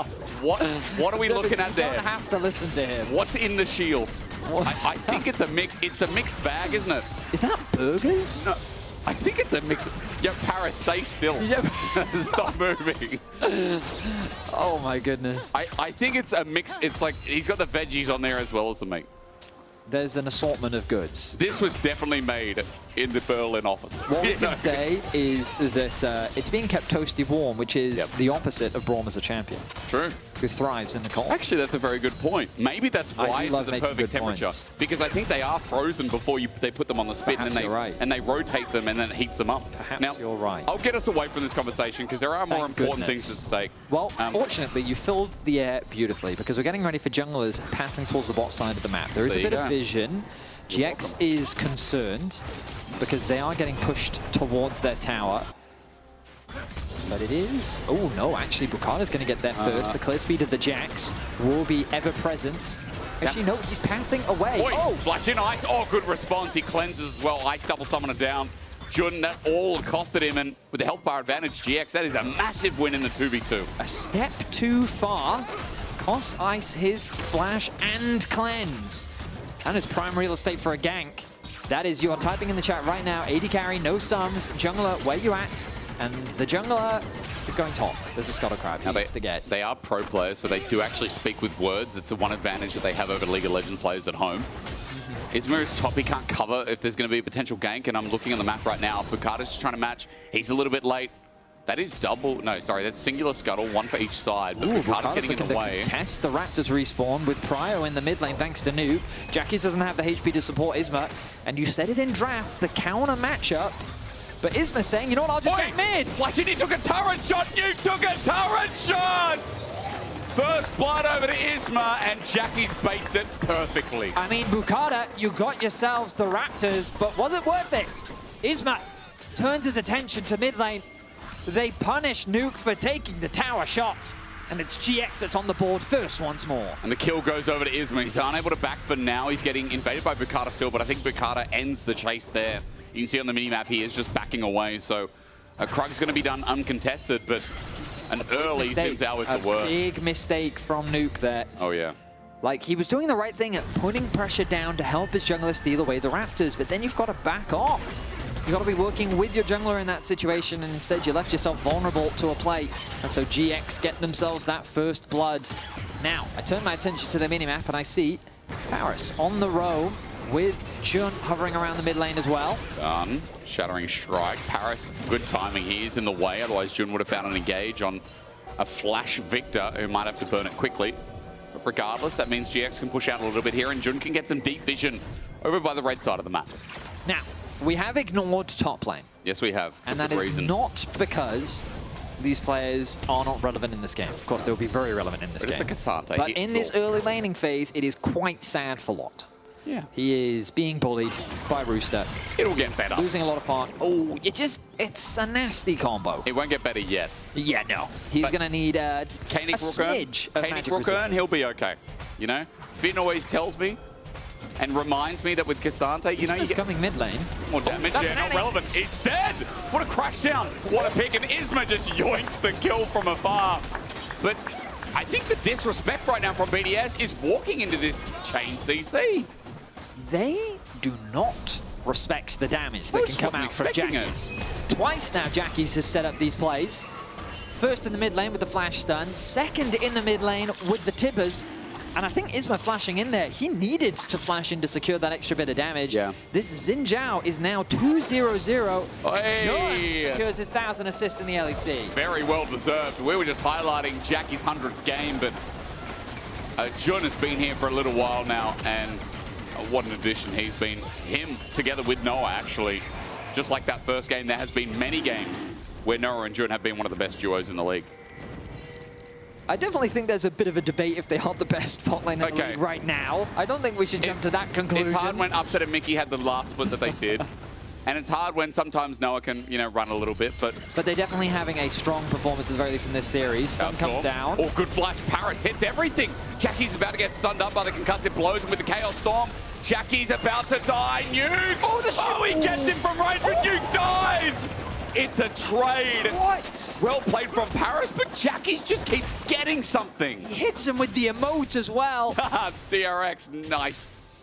That, my goodness, the shield at the last moment from Jackie's to force Nuke to overstay ever so slightly. Yeah. Those long cooldowns on the Victor early on. I mean, here's the good news for Nuke. He does get a kill. He contributes towards... I think he actually got the upgrade on his E thanks to that kill. You get 25 stacks on an assist or a kill early on. And then you'll see here, holding on to the E for Jackies to the last moment. Boom, there it is. The laser comes through, but he did enough damage at the tower, gets the trade back. Oh, nice, Jackies. Well played, bro. Well played indeed. The trade is huge, so as you said, it's good that Nuke gets gold, but also, biggest just talk about the fact that the feedback given by ISMA was don't die. Yeah, he's like, don't die. No, don't die now. Whoa, whoa, whoa. Ah, okay, you died. Because Paris played that really well. Paris played that really well indeed. Jun just hit level 6, by the way. The flash in, Magnum Storm. Shattering Strike's only singular, but Paris might be dead. He's got the wall up in the way. Flash forward. Phosphorus Bomb misses, though. Noah's used everything. He's Counter-Strike not, but Ricardo can't finish the kill. Betty is in shock. What is happening? Isma turns blue, and Noah gets the kill he long foretold. I have many questions. That was everywhere. But it turns out that the only answer you need is Noah has to burn both the summoner spells. Jackie's going to run face first in the nuke, drops the stuff. Will definitely lose that trade. But he gains access to the farm in mid lane. Looks like the grubs are going to be secured by GX, continuing their objective focus. Oh, he's not going to go. Oh, he will go for the third one. There we go. 2 games in a row for my goodness. Okay, here we go. Let's break this one down. So a great initiation comes through for Jun. You spotted it nicely, Hysterics. Gets the level 6, quickly goes in. But then the Braum Shield mitigates so much damage. And then look, Noah goes for a flash rocket, but the sidestep from Paris to avoid it. Now at this point you're thinking, oh, it's disaster. Bukana flashes in, but realizes that the cavalry is here. So he has to disengage. The auto attack comes through to secure the kill. So the 2 low health members of BDS end up getting away with their lives. But the jungler pays the price. That dude is 800 gold ahead. That is an issue. The Zin's out early. I mean, once again, having a field day against BDS. And we highlighted Isma in game number 1 on his vibe. But this game, the carry threat is that much more real as Noah's going to step up for the wave. He's got Jun behind him, so don't worry here. Again, BDS pulling the trigger. It's hard when Picard's not there, able to press flash. Ice is running in. His Arc Light of Beyblade sends out, and Ice doesn't really do too much with it. But for BDS, the 2v2 holds on for now. But Vetti, I come back to it. Thunder Sky just picked up. That is a bit of a lead here for our jungle friend. One could say that that is quite a significant development in the armaments of the Xinjiao. Yes, if you're speaking Welsh, that's true, or whatever fancy English you speak. Oh, the famous armaments. And a cup of tea to go with it. Okay, I feel like you're being rude right now. I am. Just because I like to use You are so mean words. to me all the time. That's not true. That is very true. Didn't you say actually. prior to this cast that we have a bond? Yes, James Bond. Ice is stepping up. Isma, he's here. The Paris, not too much. Shattering Strike, and this could turn into a dive. The Sundered Sky value. Oh boy, no one's nearby. Help me, Jax. Paris is sent skyward or wayward. Oh, wayward. He's just dead. Paris is going to get launched into, and Noah will take the blood. GX are on a steamroll again. You'll take the what? The blood. They're vampires. I see. Yeah. Well, that is another kill secured for GX. Sucking the life out of them. And they have been on a tear. Their identity is very clearly fast, vicious, ruthless, and it is being helmed by Isma. 2-0-2 the scoreline now. He has just been running this early game rampant. BDS, though, have the numbers to contest this dragon, and they will deny first dragon of the game. So, Isma, I guess it was a bit overzealous to attempt to secure that objective without his bot lane.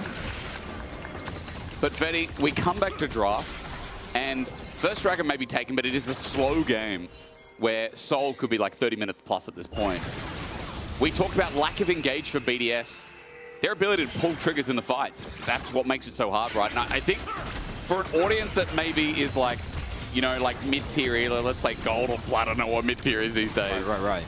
Engage is so important because it just makes your decision-making that much easier, right? Certainly can. Like, I think people need to understand that having an engage tool makes the game, especially at the pro level, 5 times easier to collaborate and then pull the trigger, right? All right, there's Channing. Okay. Oh, he's distracted. Yep. Don't worry about it. What are they saying? X, D, D, D, D. Yep, next. Okay, Nuke said Bro, the CS diff at 15 is going to be massive.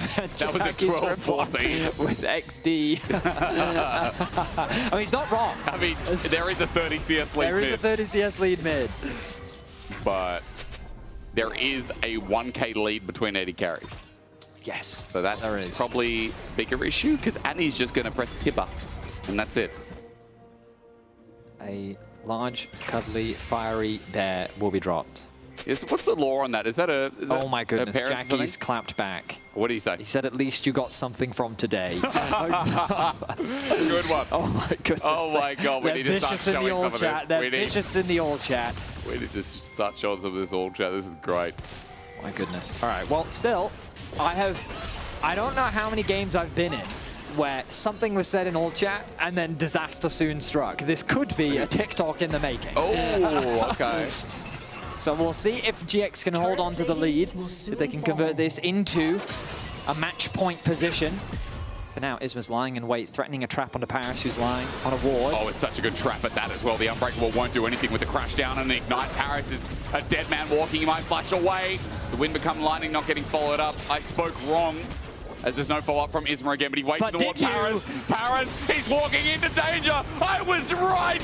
Not often does that happen as Isma picks up his third kill, flashes in Bukata. Counter-strike stops the 3-talon strike.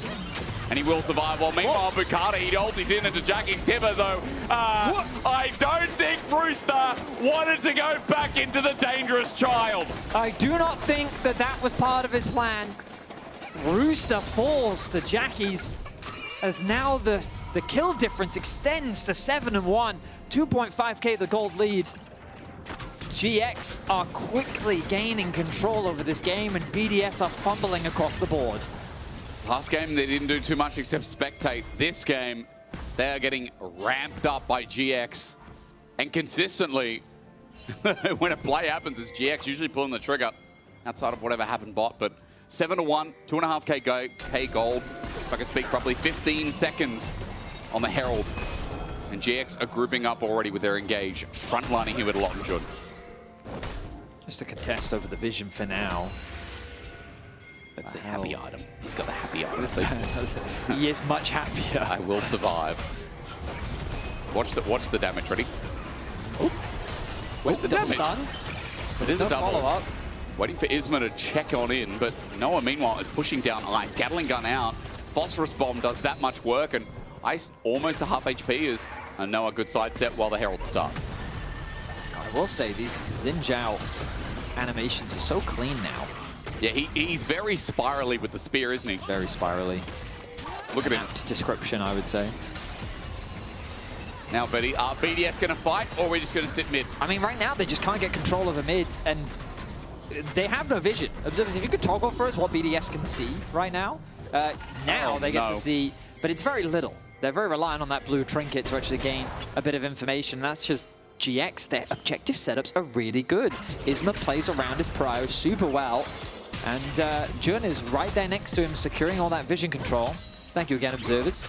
And meanwhile, Noah just continues to farm. He's now in a very strong position. You highlighted the lead that he had earlier, and he's only continuing to grow it. The Trinity Force giving him such a powerful spike. Yeah. In the top lane as well, Lot is much happier, as you highlighted. The happy item indeed.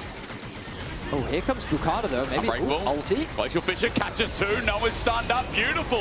BDS finally pulling the trade, and there's not simply a shutdown. There's a whole galore of kills. Isma comes in, takes one, but Ice is within the field, and with it, he'll take many more.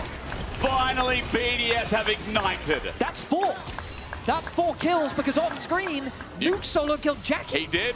What happened in the bot lane? Perhaps Jackie spoke too soon in the old chat, as BDS comes back and they immediately close that 2.5k gold deficit that they were in. A lot of gold injected and a lot of summoners used as well.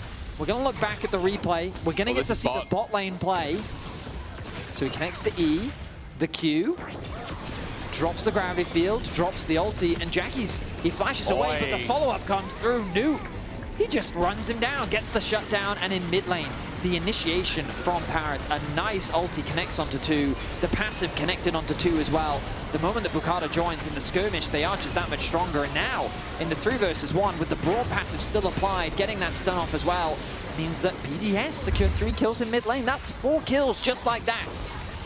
And now the goal difference is, well, doesn't exist. It shrunk massively, those two right there. Oh, they did.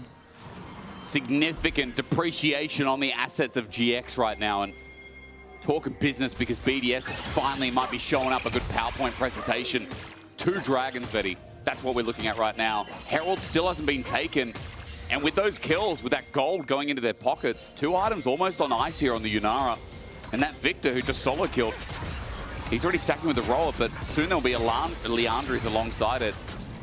It's nice to talk about BDS in this light because even though game 1 was a little bit closer, it did feel like BDS, again, playing Spectator League of Legends, couldn't do too much. But now, in a position power, let's see how they move around with this comp, as Herald, obviously, the only taster on the menu right now.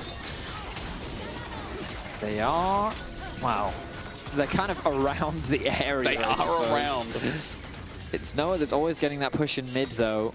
You can see in the top lane as well, Jackie's early onto the wave means that he's going to gain access, and GX are just so much better than BDS at setting up around these neutrals. TP is available for Nuke, who's isolated on the bot side of the map, level 13 secured for him.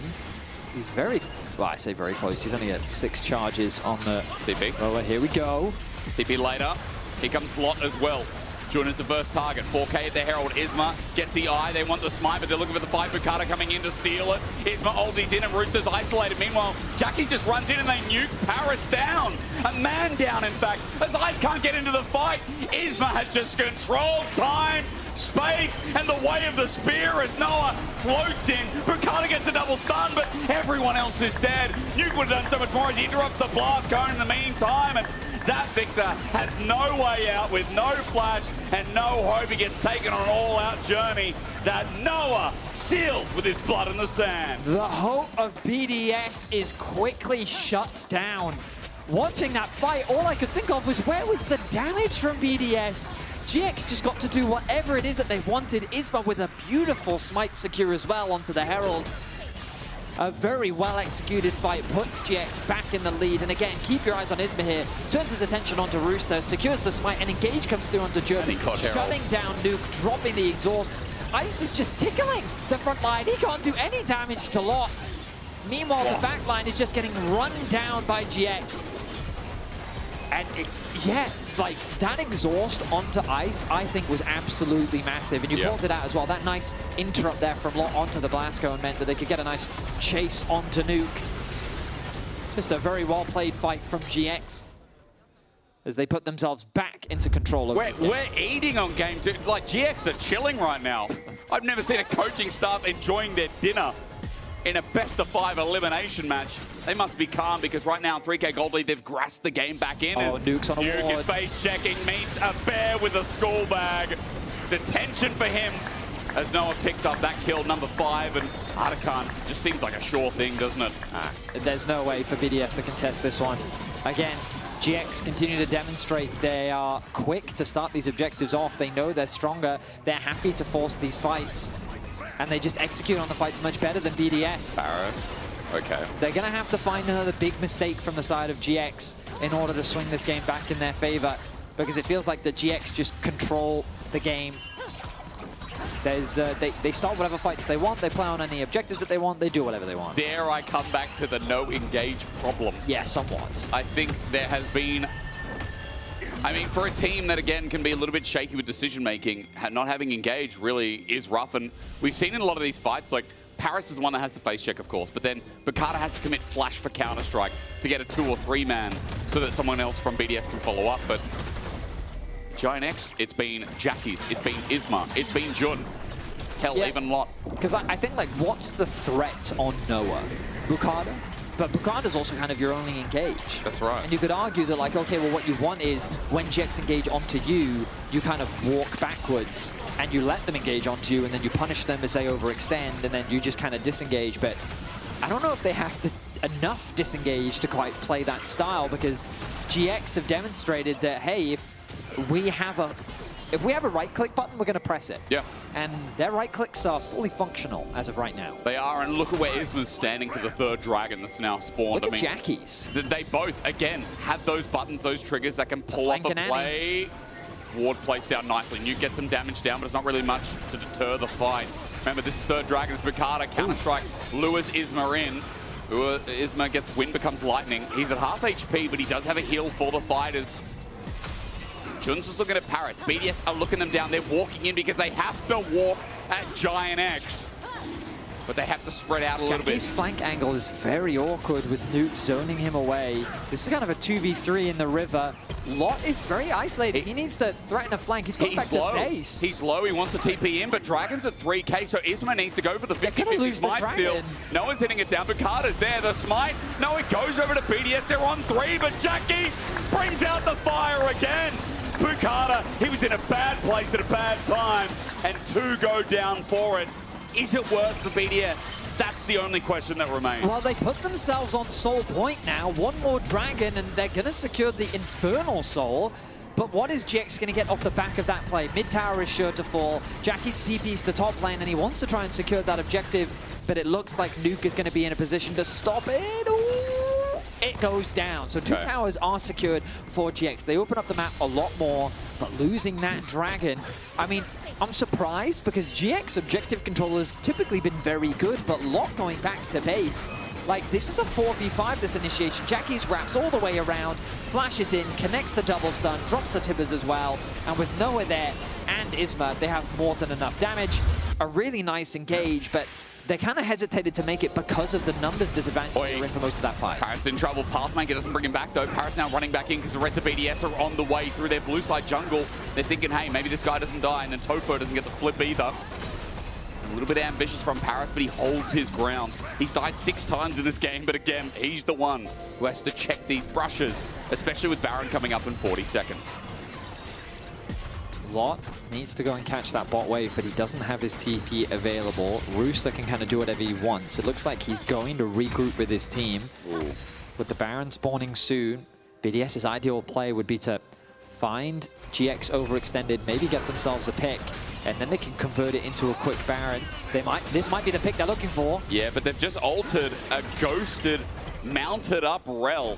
So no Glacial Fissure. Nuke has also stepped into River for the play, and Jackie's gets the stun now. Isma, Wind Becomes Lightning in this top lane, can find a target, but he slows Bukata down instead. Jackie's is in trouble. Tibbers helping out, but the Chaos Storm is unleashed. With a Redemption down, it's helping out, but Bukata will not jump in under turret, and Wind Becomes Lightning goes a little bit south or north, whichever direction. BDS for the run, but look, here comes Jun again. Here comes Jun again. Here comes Jun again. Here comes the Korean support from hell, shattering into Magnet. A 2-man. Not that ambitious, though. Not that great until Isma gets a Wind Becomes Lightning with his Crescent Guard. Lot in the way as well. He's got flash. He stands and delivers while Rooster has to run out because his team is getting blown to pieces.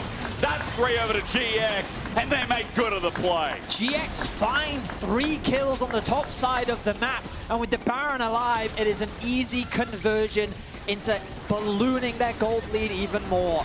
The soul point means very little when the game is falling out of your control like this. GX with convincing aggression. Hello? Jackie's looks for more. He does it again. Rooster, I don't know. Tibbers, it depends that auto comes out, but there's not enough damage in the kit for now. Rooster will survive, but while Baron's going down, note that GX got everything they wanted and more. Jun with the flank. An initial play on the top side where Jackie's tries to set up a pick onto Nuke. An engage comes through. It looks a little awkward because so many low HP bars, but then finally Lot arrives to help clean up the kills. A nice knockback will come onto Nuke as well. And that's just going to be another kill for GX. The way that they convert that into so many picks, get the Baron as well. GX, I mean, they're just outperforming BDS in so many ways. BDS do have the possibility. As that man cleans his teeth on our screen. We put him up because we just, the sign's probably the relevancy, not the cleaning of teeth. But I think that it's a visual demonstration of what GX is doing to BDS right now. Oh man, they're cleaning them out, and I don't know where you put them afterwards. I'm not going to go that deep, but I'll tell you one thing. BDS are on the floor. This game, this series so far has been mild, to say the least. And I think it's been mild because, again, like we've seen moments of brilliance from BDS, but then we're just back to the reality where GX, every single go button has been so valuable here in the second game. With the 9k gold lead and Baron, now we really find out if BDS can hold with the sieging that comes through with so many flashes and those set go buttons up and available. I'm trying to think of what play BDS could even look to make. Like, Flash Bromwell. He doesn't have Flash. Jax doesn't have Flash. Flash Aurora. They kind of need GX to dive, I guess. I guess so. Like, in theory, BDS's composition has a lot of damage, but every time we watch these fights, it feels like they have no damage. I think we need Yunara to get 3 items, right? Like, Ice needs to be on that IE, or what? I guess so. I mean, what are we doing third? There's a longsword there. I don't think that's an IE. No, I don't think so either. But I think it's going to be too late, is the truth. I agree. I think GX is looking to bring us to match point. And credit to them. I think that... I mean, we'll have to ask Jackies again afterwards. Did he feel like that he got bored on the shield, protecting him from having his base interrupted? Dragon going to be secured. That will be the soul denied. Another 5 minutes until that's a real threat. GX do get 2 towers off the back of this Baron, so a decent advantage gained, but they're yet to knock down those inhibitor towers. BDS will have a little bit more time to farm up and hopefully find an avenue back into this game, but things are looking dire as GX continue with their convincing performance. And you know, we've been discussing a lot this split about GX converting their scrim performances into stage performances. A lot. And I think that they've demonstrated multiple times that they can definitely go toe-to-toe with some of the best teams in the league. Yeah. But sometimes they make these mid-game decision-making mistakes that cost them, and we heard it from Jackies himself say, got to be careful not to get bored, because sometimes you just make those plays, you overextend. But so far in this series, they have been good. Very clean. Obviously, it's a delay show. As GX, this is their siege, and BDS try to defend. It's difficult. It's really, really difficult to step up to Giant X right now. They get a stun onto Lot. That's nice, but Hearthmaker unstoppable. Here's another counter-strike, but out of range. No one to press the go button as Jackies is over the wall with a flash. That guy, he will send the bear out at any who bewares. He will. What is that? Thump, what is this? That's cool, no? That's cool, is that what that is? I think that's cool. Because growing up for me, that meant give me a call. That's what that meant. Yeah, that doesn't... Because it represents a phone, you know? It's like, I always thought it was kill, you know? Didn't Ender used to do that? I mean, Ender did a lot of things. Yeah, he did. He's like 20 years younger than me, so I didn't understand. Oh, yeah, he is. He is, isn't he? He's like 21. He's, I don't know, I'm convinced that he still hasn't finished school yet. I can't. He's a big Zoomer. Shout out we did to replace Ender. it. We've got a lot of Zoomers on the broadcast. That we do. I am not one of them. We are in our 30s, Jake. We are in our 30s. Isn't that nice? These are meant to be the best years of your life. They say that. They do. Oh, what? Is you it know not what? true? They're right. I'm having a great time. See? There you go. Turn 30 and your life is complete. I mean, it becomes a lot simpler, I'll tell you that much. You start caring a lot less about certain True. things. You stop trying so hard, you know? Don't say that. No, well, not with certain things. Like, I'm very happy to be here, you know? I'm trying very hard. You're digging a hole right now. I am. I'll dig myself out. Yorick, keep the shovel, okay? Look, I've got a wife and I've got kids on the way, you know? I'm just like Yorick. Actually, very true. Jun, are you caught? No, he's okay. He's just exhausted. He got out. He wants to go back in. I think they're waiting for the next Baron. I think they are too. But look at bot lane. Ooh, that's easy damage onto the tower. I don't think that they will commit to it, though. No, Ice, the chase is there. Again, how do they start the fight? Jax has flash. They're just spectating League of Legends again as Phosphorus Bomb over the wall. I'm trying very hard to give BDS an angle in, Betty. I'm trying hard, I want you to know. As Noah looks at the chase, where is the engage? They're walking up, they're running it into they're like, hang on. Because Isma can do it for them. Nuke is just running into a spear and the rockets are soon to follow. BDS, okay, they got the damage out. Ice is pumping out. And that's about that. And there's Baron up, and Giant X are going to walk towards that. So the Moral Miner coming through from Icy was starting to get through Lot's HP, but it was definitely taking a while. They weren't able really to get many summoners off though. Noah ended up using his barrier. Ooh, that's nice. And the Baron's going to fall. I feel like that this game is over. GX hang on, Betty. Taking their time with it. In our region, in any of the West, we cannot say a game is over until it is over, okay? Right. Well, here we go. Let's find out. BDS Jackie's is caught. Flash away from Bukata. That's a nice start from BDS, but that's a 4-man Magnet Storm. polarity detract on BDS, and that is that. We give them hope. We say, hey, it ain't over until the next falls, but Giant X slap the wallet in the face and say, hold my cash. GX are going to end it here as Nuke is the last one to stand. Somehow Rooster also got up, but as John gets a shattering strike with Ignite, Nuke is dead too. That is 4 members down for the side of BDS. There is a Nexus still left to secure, but GX have little opposition to stop them from securing game 2 in this best of 5. It's a small medium wave, but surely Lock can tank it up as the weakness from Turret's going to come through. The crash down onto Rooster, he goes back, he goes forth, but finally he will go nowhere else. It's an ace for the old Fnatic duo as they flare up the logos, but Giant X, today is just their day. Early game translating into mid game. The big check mark's going to be ticked across the board as we move to match point. And as BDS have to pull a rabbit out of the hat because they have not woken up to this series. And Giant X are outclassing them in every role. It feels like as they're just putting stats on the board. Noah's going to go over the wall into Paris. He gets solo killed by the Brom. But they're making fun of BDS, and for Giant X, that's a game changer. GX are just looking like the better team in this series. 2-0 up now. And they have had domination over the early game, and they have dominated in this series. We'll see if BDS can bounce back as we jump to break.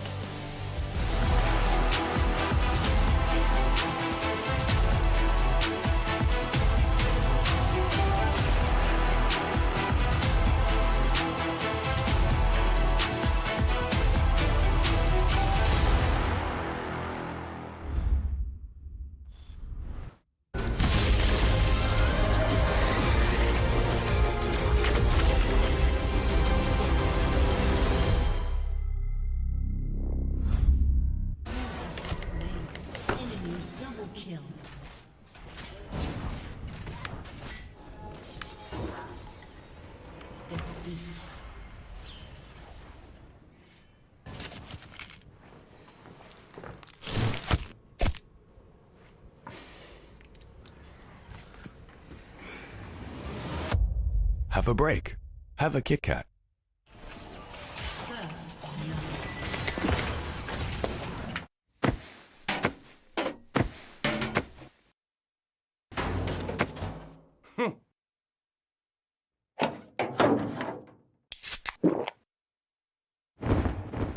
Red Bull gives you wings. Hey, Jay, have you joined the WhatsApp? What? Oh, join the WhatsApp? Jake, I needed to join the WhatsApp. I already joined the WhatsApp. They asked me, I joined the WhatsApp. They joined the WhatsApp. Have you joined the WhatsApp?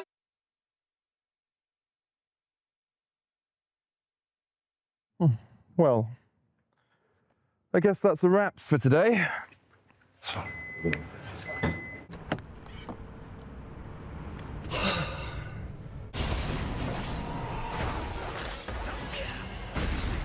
Seriously, Medic? I thought we were going out for a ride.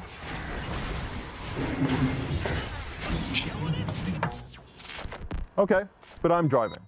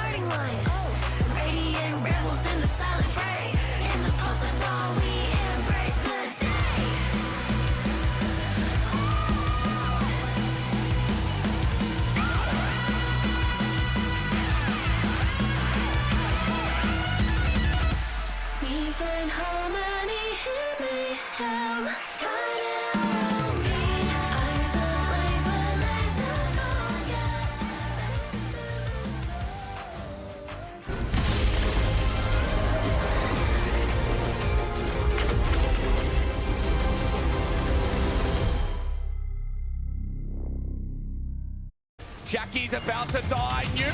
Oh, he gets it from right, but Nuke dies! No, I need to remember. No, he hinted. I think. Okay, I'm letting him go. It's okay. We win 3-3, we hard win. Look, fight. Go flash. Santa's TP now. I need that. Fuck it, flash. Win, I carry. That's down. Yeah. Well played, guys. Good job. Okay, go.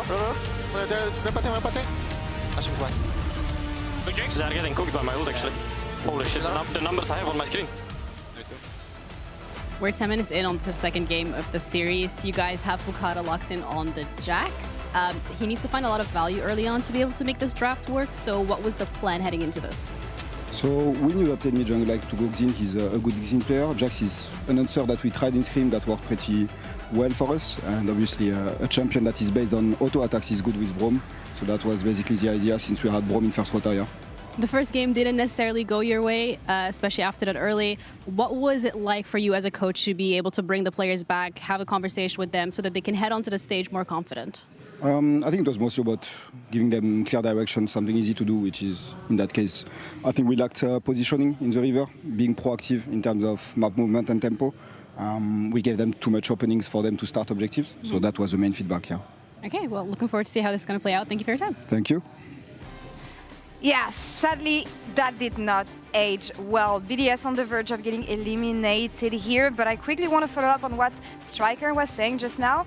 Maybe a bit of a risk to go for the Jax here in the jungle, and also maybe more proactive than in the first game, but it's not enough. I mean, it's something where you really have to be on point with the skirmishing, where you can push out the Xin Zhao in the jungle. But, I mean, that's one aspect. I don't think it gives them enough when they have to posture for Drake fights, or when they have to make it easier for themselves around team fighting. It's something that's good in these small, isolated, small picks, but in the grand team fight, I don't think you can get as much out of it. Wrong approach, wrong execution for this? I mean, I just feel like BDS, they're trying to do a little bit too much. This game, it felt like they were just drafting champions that everyone kind of wanted to play, but I didn't really see a lot of cohesion in the draft. And I didn't really see a lot of options for them in the game, unless they have some, exactly as we said, some really good skirmishes early, which they did not find. We'll talk about them a bit later, because I still want to celebrate GX, honestly, for the games that they've displayed so far on stage.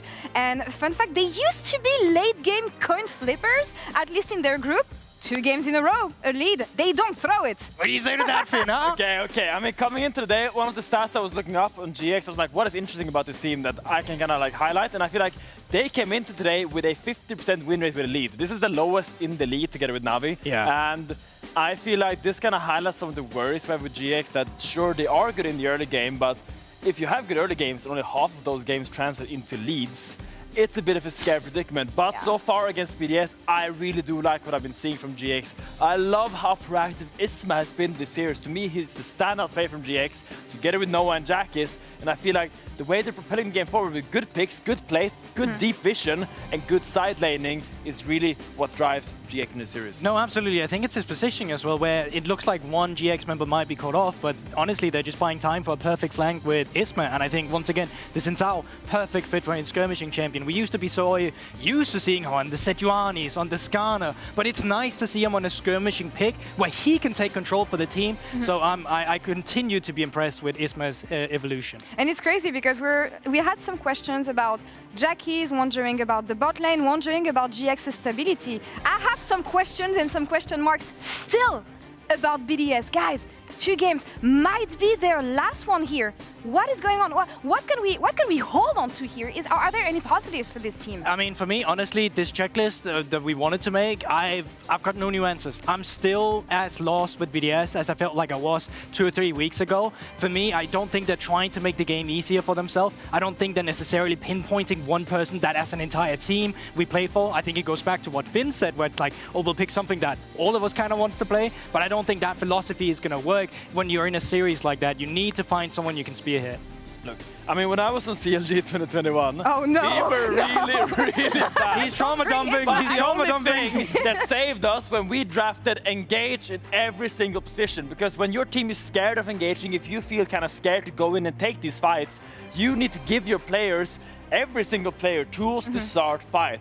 And I feel like the approach they went for this game too, with the Jax, with the Braum, they don't have any clear hard engage. Here we see the drafts, and coming into this game free, I would love to see a heavy index into engage on multiple roles, gave a lot of people the opportunity to start fights and a lot of people the opportunity to follow up on those fights. Yeah, I mean, if we have time for the fight that we were talking about earlier, I don't know. Yeah, let's get that fight. Let's get that fight. Okay, I want to because see it. I think it's one of those things where Finn's points, they just make so much sense because you can actually see that BDS is in a position where they're able to get Drake control, so GX is just kind of fostered around. Wait, is this the right one? Yes. It is the right one, yeah. Okay, it's just very early in it. But they've managed to fight for control, right? So they've finally gotten it.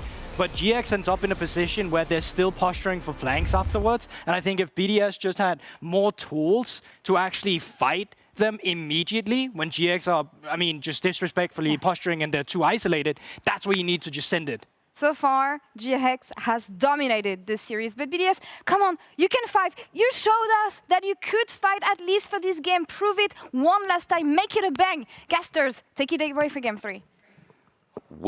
We can do that, don't you worry. We okay. can make it a bang, a bop. Did you just forget English for a second? No, you know, like all the comics, the onomatopoeia that comes out. Oh. Yeah, see, I know Did big you words. use that word incorrectly? No. Onomatopoeia is like bang, boop. It's not really defining the word for me there, Jake. Words that sound like the action. Ah. That's onomatopoeia. I see. Medic will message me in 10 seconds saying that is correct. I bet you. All right, 20, well, we'll find out. maybe 30. In any case, we're getting ready for our third game of this series. BDS need to win a game to make sure that their year does not end. But for GX, they're looking to end this series right here, right now, with what has been a super impressive early game conversion into mid-game dominance. Their second game was a little bit slower, but not the end of the world. They still ultimately closed things out cleanly. And BDS, they're going to have to go back to the drawing board. We are, of course, in Fearless. If you've only just joined us for the first time this year. Where have you been for 8 months? Where have you been? There's been a lot of league going on, and you've missed a bunch. But basically, players cannot choose champions that they've already played so far in this series, which means that we're going to be getting some new spicy things. What do we know? Rumble hasn't been picked yet so far this series. No, it is not. Maokai, Sejuani, still the tanky junglers are available. Trundle was banned in the last game. Yep. Oh, rock and roll. But what we're not going to see in this game is Jace and Galio. GX return to the blue side. Orianna going to be the second ban coming through from BDS. That was, at first, a Rumble B1 angle, but then they banned Galio anyway. So maybe it was like, we're going to pick Galio into, or we don't want to pick Galio into a mid. What do you want? Jinx is a champ that wins games in the LEC. Especially for Ice. I like the sound of that. Could be. Maybe you just go Aphelios, Jinx. Full on protect the puppy. Old school Uzi style. Protect the puppy. Lulu, Jinx, Ornn, Sejuani. Go Kog'Maw instead. Oh my god. I figured Varus might be. Yep, there it is. Now, we did talk about the lethality being nerfed a little bit. Yeah. But yesterday, we still saw the lethality Varus come through. And we see it in LCK. Like, it was still there today as well. Pros can be stubborn. Yep. But the beauty of Varus is you can be flexible. You can always shift towards the on-hit build, depending on who your opposition is. And let's see, will we get something like a Sejuani? With the Trundle banned, that's prime real estate right there. Or instead, do you want to lock in an AD carry matchup? It looks like... Oh, we forgot. We talked about this in game 1. It's just left for BDS. That it is. Taliyah. With Pantheon. Taliyah Pantheon. How easy is that? The premier mid-jungle duo. A lot of setup. A lot of easy playmaking potential. What we heard Finn asking for BDS is engage everywhere. Tools across the board. And Pantheon Taliyah could be those tools, especially again, maybe even a Jarvan. No flash available. Well, when that flash is gone from the Varus, easy pickings, potentially. They could just pick Jarvan here on GX. Let's see. I mean, again, you already brought up Sejuani. Jackie's loves Yone, so it could be the Maokai, as you said. Sejuani, also great pairing for the melee. True, Sejuani is another great option. With Gwen open, they could even pick an AP top in that. They could. Cho'Gath is a possibility as well. Decisions right now. GX are just running down the clock, contemplating their options. I'd be surprised if they locked in support here, but there's always the possibility. Maybe you want an early Leona for Jun, for example, maybe an early Alistar. Okay, Nami was not what I was expecting, but we'll see what ends up getting locked in. That's got to be a hover for sure. That has to be. Purely a hover. As you said, also just side note with the Sejuani in the back of our mind too, Renekton's also still up and available for GX if Lot wants that as an option, especially when you talk about the Gwen. as the Renekton is a good matchup into it. Maybe a jungle here, right? We were thinking about it before. There it is. Finally. The EU Classic. EU tree. Picked 0 times. That's in playoffs. Well, that's not playoffs, but that's playoffs. The cross groups decider. But the stat there is also... Oh. It goes into playoffs. I see. Fair enough. So, thanks for that. No worries. Added clarification. Now, I'm here for you. BDS, will they look to get their jungle themselves? Will they go for the Pantheon? It looks like they will. It was too good not to. Taliyah Pantheon. Mid is the place to attack for BDS. Such an easy setup. You connect the stun, you get the knockback, the damage is good. It's a nice combo. It's a tried and true combo. Very reliable. Easy follow-up with the Jhin later on into the game with a bit of long-range damage as well and a bit of poke available to him. But now it moves into the second phase of bans, and you have to imagine that with things matched up, things like support, top lane becomes the next priority, and there's that AP top we were talking about. Gwen going to be removed from the pool on the side of BDS. I wonder what else they could be thinking about. Nico, we have seen taken away a couple times. There's going to be that removed from Paris as an engage option. Will Alistair Leona raise in priority in terms of supports that need to be removed in terms of their engage possibilities? Like Alistair with comp like BDS would be nice for GX to take a handle of. With the Gwen gone as well, I mean, I've said this every game, but tank viability rises a little bit. Cassante's gone, Sion is gone, and Bessa also, as a side note, is gone. So, Veti, I'm just going to throw it out there again. I'm just going to say that Ornn is an option here. Unless there's any other tank that you think I'm missing. Well, right now, I think GX don't feel like they need a tank. I feel like GX has Alistair and... Oh, no, they're fine. I'm talking about BDS, because BDS are fishing a bit with this Gwen. They have engaged with the Pantheon. They just need something that works with the Pantheon. Leona, I think, could be good. Alistair, I think, is also fine. Ornn ban. I told you. Somewhere I'm a genius. I told you. I mean, late game in a series, the value of that engage definitely rises. They're looking to pinch this pool from BDS.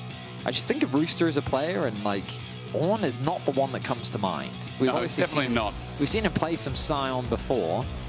Still, what is it going to be? What are they thinking about? Do they just lock their support here? Do they just grab themselves? Nope, they will not. Big Aatrox? Really? Okay.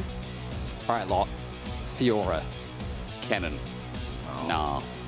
Nah's fine. Renekton is a skill matchup maybe as well? Just a thought. Yeah, I mean, it would just be a pretty neutral lane. But also, I just don't think Renekton makes a ton of sense into Jhin, Taliyah. I feel like you're never getting onto those champions. Yeah. Nah, it's just another engage for the kid. There's that Alistair we've been harping on about. Good go buttons. Good go buttons indeed. Good follow-up, good engage, straightforward, side lane threat. I think that their damage might be a little lacking if they go for the lethality virus, maybe, but BDS's comp is quite squishy. Oh, what a power pick on 5 though. But where's it? Sylas support, I'm down. I mean, it could be Sylas jungle and then Pantheon support, but definitely, okay, there's Gragas support. So they get a bit more AP in the profile alongside the Taliyah. What do you think of this? They've got disengage, they've got pick. They do I think BDS's comp just has to be proactive. That's the thing. And that's the thing that concerns me is they haven't made me believe yet that they can be a proactive team. True. Like, we've seen them punish some of the mistakes from GX, but they really don't convert it into much. And so with a composition that consists of Taliyah Pantheon, you need to be playing through sides. You need to be attacking isolated members across the map. You need to be doing stuff. And so the responsibility is going to be on Nuke and Bukata working together. And Paris is going to provide some great disengage. That's definitely true. But disengage is not what BDS have needed. They needed the confidence to force fights and be ready to contest GX on these objectives, because the one thing we can say for sure is GX is an objective-focused team. Yep. They are early game driven, they love to skirmish, they love their setups around these neutrals, and so far in this series they've been pretty damn good at it. They really have. GX have been the better team through and through. 2 games of 2, really good proactive drafts, I'll say as well, that have made it easy for GX to run over in the first 15-20 minutes of the game. Now, Game 1, I feel like, was BDS's most complete draft so far, but I hope they prove me wrong. I hope Game 3, BDS can show us something. Otherwise, they are out for the next 3 months. They're gone. They're done. Not something that BDS fans are used to experiencing. I think when you think about the longevity of this organization. Yeah, I mean, it's been a tough road for BDS. Oh, yeah. We talked about how just last year they were a team that was fighting at the top of the table. But this year has been a real struggle. The roster changes haven't panned out the way that they had hoped. They've had to make a bunch of roster changes throughout the year as well, which has also impacted them. If you're wondering for the random cheering, there are Poros being thrown out currently. And so they're looking forward for little squishy plushies. Maybe it's to rile the BDS. Maybe it's the pity for the BDS fans currently, because they are struggling a little bit. Now, we were talking about it before, but this is what it's been like to be a BDS fan recently. So 2024, like, we called them gatekeepers. In previous years, like, I remember I first casted this team in 2023 at Worlds. And I remember BDS were this serious foe that were like, I mean, you know, they had Adam in top lane, and I just remember, like, they were such a fun team to cast. And then they've obviously made a lot of changes, and it's been difficult to see the trajectory of this team, but to be a fan of them this year has been quite difficult. They were a team that was defined as being predictable. Like, they were the opposite of what they are now. They had a very clear style that worked very well against teams that were worse than them, but against teams that were better, that seemed to come in prepared, know how to break apart those plans. That was where BDS fell short. But they were so close to being at the top so many times last year that it was kind of a surprise to see so many of the shifts that we ended up seeing. And obviously, the off-season, a lot of things happen. Players have different priorities. Things can change at the drop of a hat.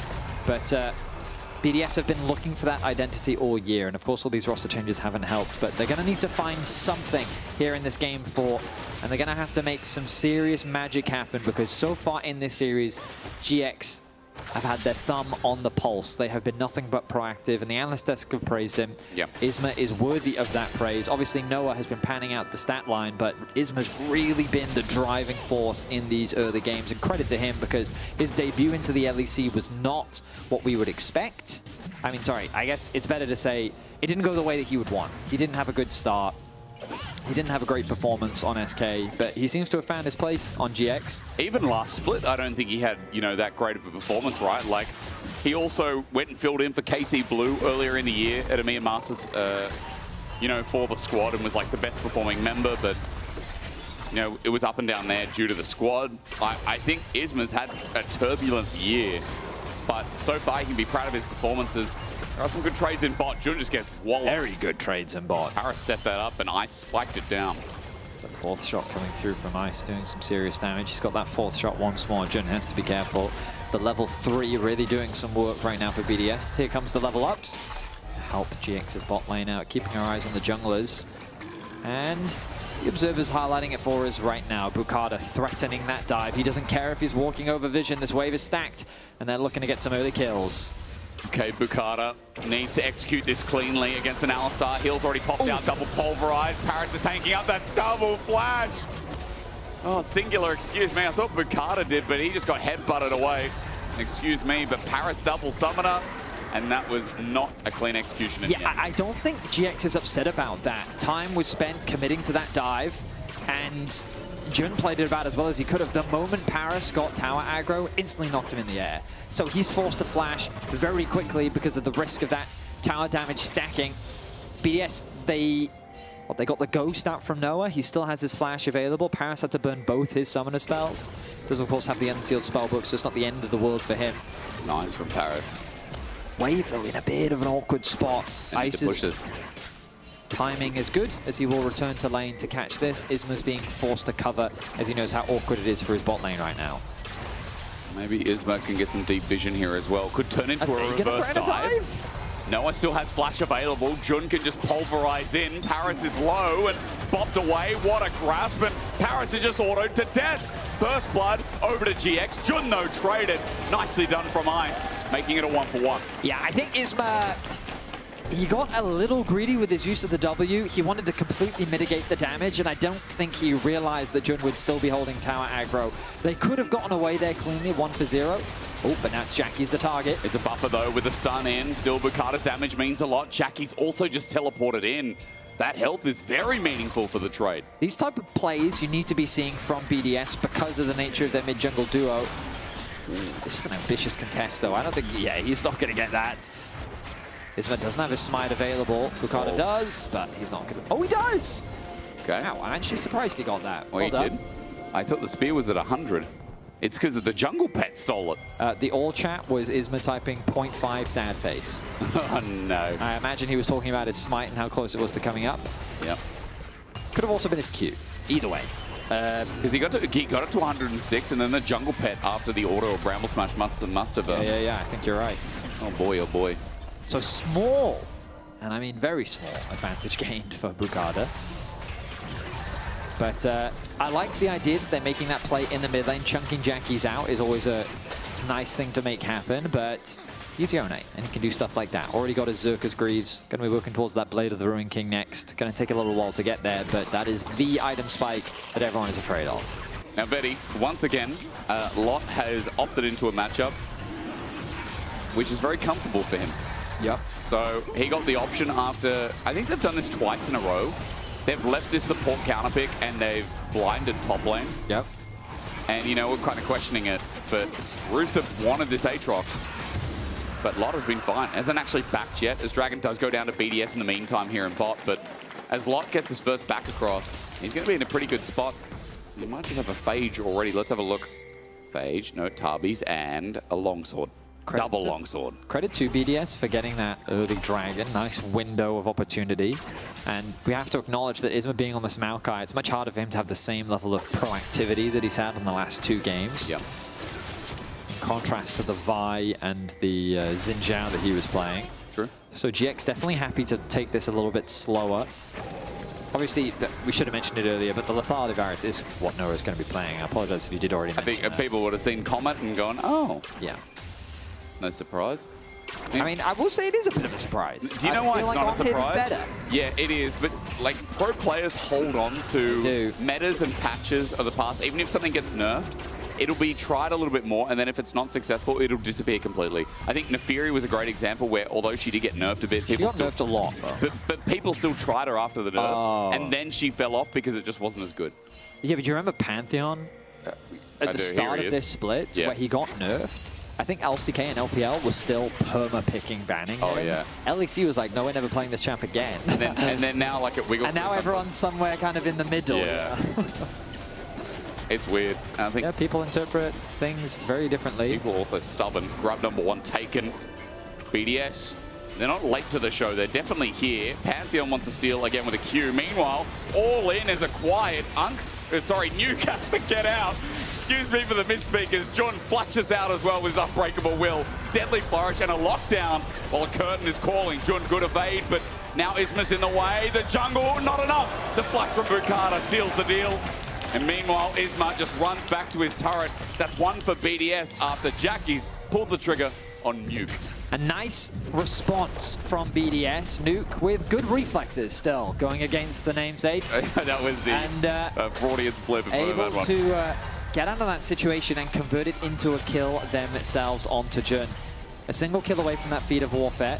Ice quick now to capitalize by catching this wave. And immediately, Bukata's making his way into the enemy jungle, looking to try and steal away some camps, and they've got great vision coverage as well. They've set up nicely on that bot side. The wards should still be around, ready for the dragon respawn as Nuke being sent up towards the top side. Much more favorable matchup here. He has ulti. He's going to go for the solo kill. Lot flashes away. Nuke doesn't get the threaded volley. Wait for the shove. Not needed. That is why he's BDS's hero.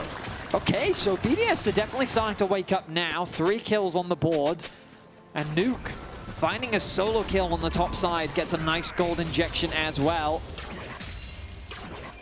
There's still 1 grub remaining. We'll see if BDS look to try and take that off the map, but their priority should be the dragon spawning in about 2 minutes' time. Nuke will be uncontested as he secures a tower plate in the top lane. Rooster will be going back to base. I wonder if he's actually going to make the swap happen back towards top. Awesome. My only question for this game is if Nuke can translate the lead like he's had I think actually all 3 games. Can't remember game 2, but the Ziggs game, early 3 kills on the Ziggs. Oh, he did have a lead in the Victor game. He did. Nuke has been ahead, or at least like the most gold-worthy on BDS 3 games in a row. He's had gold leads for sure. He has, yeah. It's just never gone anywhere, unfortunately, and Nuke once again, not just with the solo kill, but with the small CS lead, however marginal there as he now moves to bot. It's been a big deal for this BDS mid laner, who's now one of the old guard and ever-changing roster. BDS going to try and make a play towards bot now as well. Paris doesn't have his ulti available, but with TP, it's a defensive play turned into an aggressive one. Lot already knars into the wall as Nuke, as I'm talking about him. He's in trouble. Jackie's coming in to silence him, and with Nuke up against the wall, he's got no ulti, no way out, and Jackies will take the kill. A really good switcheroo from GX. A nice collapse comes through, and getting that kill onto a Yone is really, really valuable. He's already got 2 components of the 3 needed for Blade of the Ruined King. But getting that injection of gold will help a lot. And what was a gold advantage for Nuke has now swung in favor of Jackie's. He's going to be isolated on the bot side of the map. Happy to just push that in, see if he can get a few more tower plates, as Rooster does the same thing on the top side. GX demonstrating that they're not just going to slow down. They are a proactive team themselves, always looking to try and make something happen on the Rift. 10 seconds until the Dragon is up. The resets have come through. Isma, 1 more minion. He just needs to be in the vicinity, and he will get that level 8. A couple of extra stats would be much needed. There we go, level 8 now ticked over as he secures the Raptors instead. And here we go, Dragon fight soon to ensue. But look at the range. Noah's just poked out Ice, or rather missed, I think. But at least the aggression is there, as mid-wave is the focus for now on GX. They've slowed down this play. The Weaver's Wall is back up and available for Nuke too, so he's got a lot more to contribute for this second Dragon. BDS got the first one. If they could steal away the mountain stacks, it would feel so good here as 3 on Dragon, and still no one starting off. GX are not pulling the trigger yet. Pantheon ult. He's going in onto Noah. There's no flash available. He gets exhausted. Bukata can't move for the time being. Jun in the way. 3-man pulverized. Holds the play with an unbreakable will, and the end's on the way. Paris is not caught up, but BDS have been brought together to say goodnight. Jackie's the ulti lines beautifully as Isma. He gets dunked on. Rooster gets a reset. It's an okay play if they can salvage more than that. But Rooster, the hail of arrows is only for the mighty. And Noah sends him down to the crypts as GX. Man, that was smooth. GX get 4. BDS find themselves floundering once again as the sad beat is thrown out by Noah. We see an engage initiated by BDS, an ultimate from the Pantheon to catch onto the bot lane. Jun is the target though, quickly pops the ultimate and drops the exhaust, gets a 3-man ulti, and this is where GX looks to collapse. Keep your eyes on the positioning of Jackie's as he comes from the south, connects an ulti onto 2. Paris does what he can by trying to interrupt the Yone. He's forced to return back to his main body as Rooster is doing his best to get something for his team, but he falls, and GX walk away the victors of the fight. The aspirations, or rather the feeling is high in GX, but I'm sure the aspirations are too. Another one-team fight, a 2K gold lead. Jackie's sending it all in onto Nuke. That holds away for the time being, but note, after that fight, Dragon didn't actually go down. So we're still sitting on Dragon. Yeah, Herald's coming up in a minute 5. Ended up falling in that skirmish. They did. It looks like Isma's going to try and start this one off. They have control over mid. Jackie's, with that completed blade, is now much more threatening on the bot lane. Nuke is always at risk of being solo killed, so he has to respect it. Isma takes no damage from this. Checking. He heals up with Nature's Grasp. Jun looking for an engage with Ghost already popped onto Paris. Good body slam, but a flash match. A pulverize in the air. The enemy support down, and Giant X gives 4 over to Noah. His damage hurts like hell as Ice, a good sidestep, but BDS are losing out on this Dragon, and Giant X with another Bramble smash are going to pick up their first Dragon of this game 3. Noah commits the ultimate, knowing that with it he would have enough damage to secure the kill. Beautifully played by him. As Jackie's Fate Sealed misses onto Noah though. The third Q still connects. Noah's taking a lot of damage, and the flash on Jackie's close. He's so close. He now doesn't have a flash though, and a Fate to be unsealed to get the range is not there either. But you see what I mean, that Nuke is always at risk of being killed now in the 1 versus 1. Even staying underneath this tower doesn't guarantee his safety. He's going to need that Seraph to get that shielding to provide him with that extra bit of safety. But for the time being, if Jackie's had landed one more Q, if his ultimate had clipped onto Nuke, that would have been a dead Talia. BDS, they want to fight the Herald at 2K. Paris is coming in. He's got no bomber. He's got a flash, but he won't even use it. BDS are coming in late onto an Alistar. I don't know what that's going to do. Absolutely nothing, I think, is the answer. And GX just pick up another objective here. Things are looking very dire for BDS right now. The goal difference is already starting to mount. Ricardo's ulting. Where's he going? Bot. Weaver's wall as well. Onto Jackie's. He just seismic shove here. A flash stun, a guarantee. Even on turret, Jackie's is dead meat. Good shutdown, and BDS using the global as well. These are the type of plays that BDS need to be making. Getting that pick onto Jackie's is massive. You get a nice gold injection, but it looks like that top tower is still going to go the way of GX. So GX looking to continue their proactivity on the map, making sure that they don't lose out even when BDS forces these plays. It's 2.5k gold lead, but a shutdown onto a Pantheon is the best you can hope for here. BDS in this position. 3 grubs on GX means that this is slow for Nuke. He's got Paris to support him though, so with this long push, maybe Nuke's going to be okay. No, Isma's showing his face, Jun as well, TP2. Nuke will not get that turret, so it is no turret trade. That means the kill is the only source of gold. Right now, GX are just setting up for this bot lane tower. They know that these outer towers are the next easiest objectives to take. They have the Herald and they're going to drop it. They're keeping Lot in mid as the top wave is super deep pushed in. And that's going to be an easy objective secure. They're going to try and escort this towards the next tower, and I don't think there's much BDS can do about it. They have the Maokai ultimate as well if they want to zone them away. Jackie's looking for the brush. Nature's grasp as well. Herald gets the charge. It might even be a kill. Fate sealed only to 1, but it's on to Paris. Bobbed away, but he's stunned up forever. That's Jackie's who can't move. BDS, this is their moment in the sun as Jun is isolated, and he'll die for a reset to Rooster. The Batman is coming. He's flying. As Isma flashes away, he knows he's got to get the hell out of dodge. Bukata needs a slow here, needs a stun. Onto Noah, hail of arrows, his flash too. BDS finally warming up a little bit in this game as well. We heard earlier from Jackie's that he said, I need to be careful not to get bored, because that kind of play, like, that was an unnecessary they were bored, play. Betty. Like, they were he bored. wanted to make something happen there, and he ended up getting punished for it. The kills are equalized. They're going to lose a lot of gold as well. And we look at this engage, like, the dive wasn't necessary. The objective should be the focus. He gets a knock-up, he commits the ultimate, but that exhaust from the Gragas completely mitigates his damage. The chain CC is good. Jun really can't follow up from that either, and Isma had already taken so much damage. An overzealous play, an unnecessary one, and it costs GX a lot. Why didn't he out? How? Because he was CC'd forever. I mean, Talia Pantheon, one target gets chain CC'd for the rest of their life. Well, there's hope, Betty. Yeah. You know? I mean, look, 2 items now on Rooster.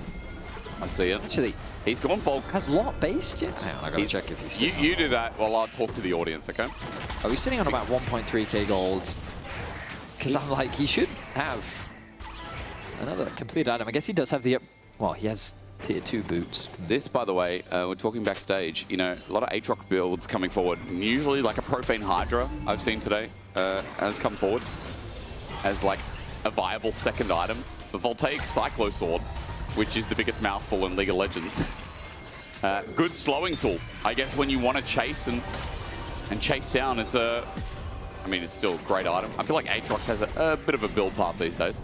Yeah, he's got a lot of options available to him. He does. He's very broken. But that's what I mean. Okay, well, I don't know if I'd go that far. He is. I mean, Sundered Sky on him, by the way. I think we'll see how broken Rooster is in the fight as Jun forced an early ulti. Yeah, but are they going to turn it? Teleport comes out. GX really want to fight this. A Nature's Grasp, that's good. That lanes down, but Rooster back into his demon form. Lot about to go Mega Narvo. His ult is better, and it's layered with Giant X. Now for Bukata, though, the cleanup's good. The curtain call helped out a lot, and Rooster, he's still flying. He's still flying. This demon with wings is still flapping over the wall. There's the ulti from Jackie. He pulls them together. He's trying, but he survives. Almost gets the kill in return. The dragon is getting close to Chain Lightning. Ice needs to take it up. Noah in range. He can't find anything. He can't find anything, right? Right. The steal onto Ice instead. Smite's going to come in. Bukata has it. And Dragon number 2 for BDS. I mean, that was a well-played fight from BDS considering how it initially looked for GX. Of course, GX committed quite a lot once they CC'd 2 members in the brush. They thought that with those early 2 kills that the fight would be guaranteed, but then things just started to turn in BDS's favor. So you can see it's Jun that's the early target. Bukata's going to get knocked back into the team, and he's going to be isolated. Oh, but Varus gets... Oh, actually, no, he doesn't get isolated for very long.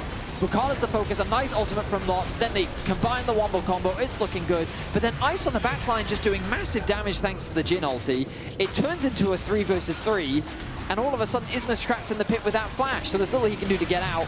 Jackie's goes over the wall, gets a 2-person ult. Close. Also good amount of damage, he's forced to disengage before he can clean anyone up. Arakan. We're doing it again. What is up and available, Betty? I don't know how much time you have because we're just going to watch the fight play out. 6.5K. BDS, all 5 members group out of this quadrant. Change corruption, land out, spreads to 2. There's Nature's Grass on the back end. Atacana flip, taken by Isma. And now Jackie returns in. He doesn't need an ulti because the damage is done. Lot will take one. Jackie brought back in. A reset for Rooster, but GX are on his tail, running for his life as a curtain call. He's buying time onto Isma. Needs another reset. His ulti expires, but Lot saves his ulti for them all. Knocked sky high by Jun as Noah runs in melee, has to flash, Rock's getting thrown out, it's getting messy, bounces over, Lot still here, Ice gets the deadly flourish, trap out for Vision, a double for Lot in the meantime as we've got 2 alive from GX, 1 from BDS as we're scrapping in the junkyard again. What an insane fight as the health bars get so low for both sides. Isma arrives to the fight late, but he arrives just in time. He throws out the ultimate, he commits the Smite Q combo and secures the Artican. A beautiful knockup from Jun, but then BDS turn their attention onto Jackie's. They're saying if we can take out this Yone, there's a good chance that we can win out on this fight. Rooster survives a crazy long time. Ice's ultimate does a huge amount of damage. A nice knockback comes through from Nuke as well. And this is where things get real scrappy as Lot connects the ulti onto 2. The follow-up knockups, but Ice is also unthreatened. Another nice knockback from Nuke makes it so close. Ice is this close to cleaning up the entire fight. He loses Vision. He can't quite get that auto off. And it ends up being, what, a 4 for 3 in GX's favor. It was such nice spacing from Nuke and I. Oh my goodness. Diddly doodly. Holy moly. ISO flashing away. Hang on, in trouble. Trains of Corruption out of range. Redemption almost. Oh my god! By the tippy toe, Ice will survive. Just barely is he able to get away as GX secure another tower. In the top lane though, Jackie's looking for a 1v1 against He steps Rooster. up here. This is classic. Jackie's maybe getting caught out. He's going to wind it over the wall, but he catches Rooster by yet another toe. Bukata comes in for the guarantee. Jackie's gets out over the wall. Bukata misses the Q, takes a warp out. Nuke's there though, flashes for it. The fate unbound. He's going to come back eventually. He's going to come back eventually. Nuke is waiting. Jun's coming in to save the day. The threaded volley blocked by a piece of cow, and Jun gets a stun up. Lot coming in, up against the wall. Nuke getting baited, and Jackie's is the master of them all. Jackie's, he was supposed to be caught in that top lane, but he turns it into a pick of his own. Nuke hungry to shut him down, but he is denied that opportunity. This is devolving. It is devolving oh my indeed. God. It's games like this that I think BDS want though, where there is no clear owner of who is dictating the pace of the game. GX do have the gold lead, but we are devolving into chaos, and this is BDS's best avenue to get a game in this series. Have you ever been on Space Mountain in Disneyland? I have not. Okay, it's dark inside the ride. It starts off light. You go in, and there's just stars, but you have no idea what's going on. I see. It is one of the best roller coasters in the world. I think I did it in China. I can't remember. We are on a roller coaster, that is for sure. Oh, no, we are on Space Mountain, my friend. 14 to 13 I have no idea kills. what's going on. The gold within touching distance. A lot of it sitting on this Gnar. It is. Where are we at for items as well? Quick check there. I'm seeing something that can save lives. I'm seeing a bit of lifesteal as well. Third item just picked up for that Varus while I was doing that too. Waiting for... It's just a shield on Immortal Shield, but a lot of the lifesteal, of course, coming through from Blade of the Ruined King, but going to give him that much needed survivability as we see Jackie's every time he goes in. He's okay for he now. Does get CC'd quite aggressively. Nuke was in the wave, so he was going to get seismic shove. Oh, but Dragon being started off. This is the fight. BDS want to keep their dreams alive, their playoff run. How's it going to look? How's this series going to look for the rest of it? Nature's Grasp connects after Dragon goes down. That's 2 apiece. Chains of Corruption you mentioned against Paris. The poke is good, but no one really in severe range yet. Lot about to go to Meganar. BDS are getting collapsed upon. They're getting sandwiched. There's no way out. They have to go through this soon-to-be Meganar, who has everyone by the wall in the lot. Taken down. BDS though playing it through the ground. It's Rooster who needs to get a reset as Bukata jumps in. As Nuke dies, it's all for naught. GX collapse and complete. In the extended fight, GX come out on top once more. They secure the Dragon as well, and BDS are faltering. It's hard to find an easy target as they're being shepherded here in the bot lane. Nuke doing what he can to get the poke down, but Lot is the real threat. A nice ulti comes through, but the flashes were committed. GX members closed the gap, and then BDS spread apart. And once they've spread apart, there's little that they can do to turn this fight around. They're forced to retreat. They're forced to leave their members. And the thumbs up comes through from Noah. He's giving the camera some work as all he knows. GX steps away from a 3-0. Baron needs to be stolen. Rooster's coming in. Jun over the wall. Paris is in as well, but Jackie's. He's got a smite, but Jackie's brings them together, and Paris won't get anywhere near taking Ice out in the process. Noah gets the flash forward as Rooster narrowly avoids death. Baron and 1. That's perfect for GX. My goodness, Jackie's shuts down the AD carry, but the action isn't over yet. Bukata greedy to stay there, disrespectful, and the jungler that all series long has been second fiddle to Isma is taken down as well. That's going to be a top tower for GX. That's looking to potentially even be the game. They have a wave in top, they have a wave in mid, they have the Baron, and GX is looking to 3-0 this series. If they 3-0, what then? What does it mean for their playoff run? This single elimination best of 5. When has it been closest? Maybe this game, you'd argue. You'd argue that BDS probably put their best display on right here, right now, but Giant X now in the base, getting caught out. That's Jackie. Seismic shove as well. It's not over yet.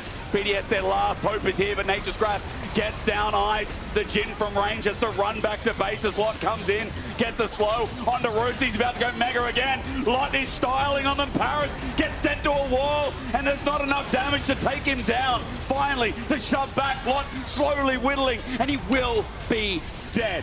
Shut down over the Ice, but 1 Nexus turret gone as the Hex Blades to get out is so much faster than Nuke's ulti. GX took so much from BDS. A few picks earlier in the jungle result in an inhibitor falling in BDS's base.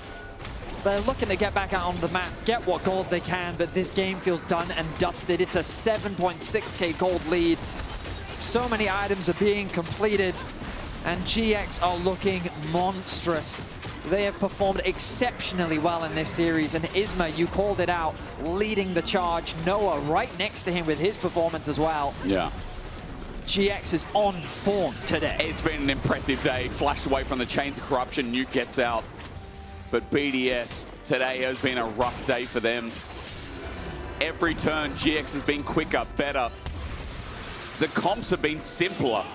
There's always a good engage tool on GX, and props to the drafting coaches. You know, this really has been a best of 3. I think we've talked a lot about draft and how important it has been. GX have had the simpler tools to execute in most games, if not all.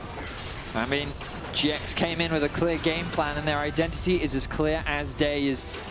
They're looking to do more damage to this base. Another tower will fall. An inhibitor is quick to follow as Lot pushing in that mid wave. He doesn't have the Baron, but the Baron's soon to fall off anyway. BS, they need a last.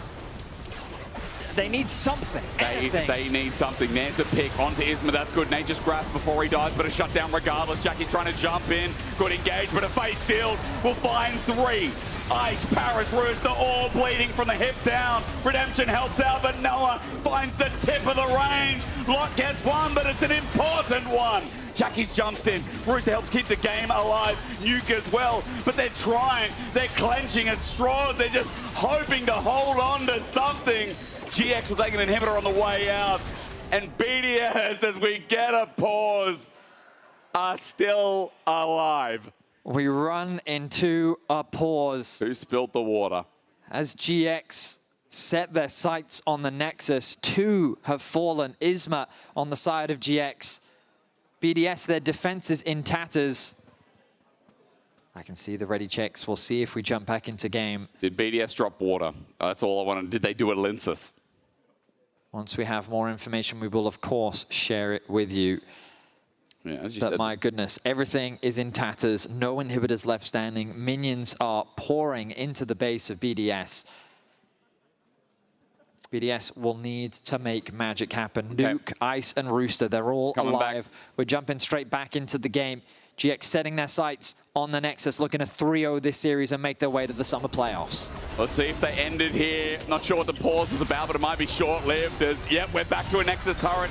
It's only a couple of hits away. No one can step up. Chains of Corruption onto Nuke. Rooster gets poked from the right as well. Lot's about to go to Mega Nine with a boomerang out.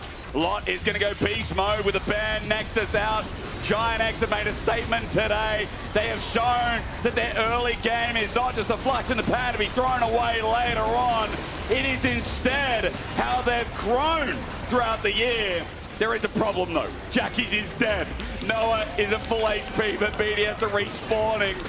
And Jackie's dying there yet again, delays the game, but Giant X are eager to close it out. They're playing a little too much right now. It's giving BDS avenues to hold the line. Is it done? It's just the Nexus. Chains miss. Turrets coming up. Oh my God. We're going to continue. But for how long, Andrew Betty say? ISMA is here. They're hitting. One more wave. One more wave. Lot's going to go mega. And yeah, okay, Picard is dead. Giant X. You had us at the first half. You had us at the second. But I tell you one thing today, you improved the hell out of your game. Welcome to playoffs after an exemplary 3-0. Both teams from Group A qualifying to playoffs, just showing how tough that group was. Yeah. Vitality and GX. It's going to be an interesting playoffs for sure, as this team has demonstrated that they can convert those early game leads into convincing performances. Very well played by GX. They were great. And commiserations to BDS. This will be an end to their year, a challenging year for the organization as they've gone through many roster iterations. But today is GX's day. It really is. They should be proud. You can vote for your player of the series at now. Okay. You can vote for your player of the series. Oh my God, it's hard. ISMA, Noah, or Jun. Over at LEC on X. I think it should be ISMA, it should be frankly. ISMA, yeah. I would understand those voting for Noah. He also had Bro, I would understand those himself. voting for Jun. Jun had clean engages as well. For sure. I think, but I think it's just a really big moment for ISMA because in an elimination series, he's a player that didn't have a great debut into the league, and it just shows that a change in environment, an opportunity to grow, could do wonders for a player, and for him to lead the team like they have is awesome to see. Really is. As you said, commiserations for BDS.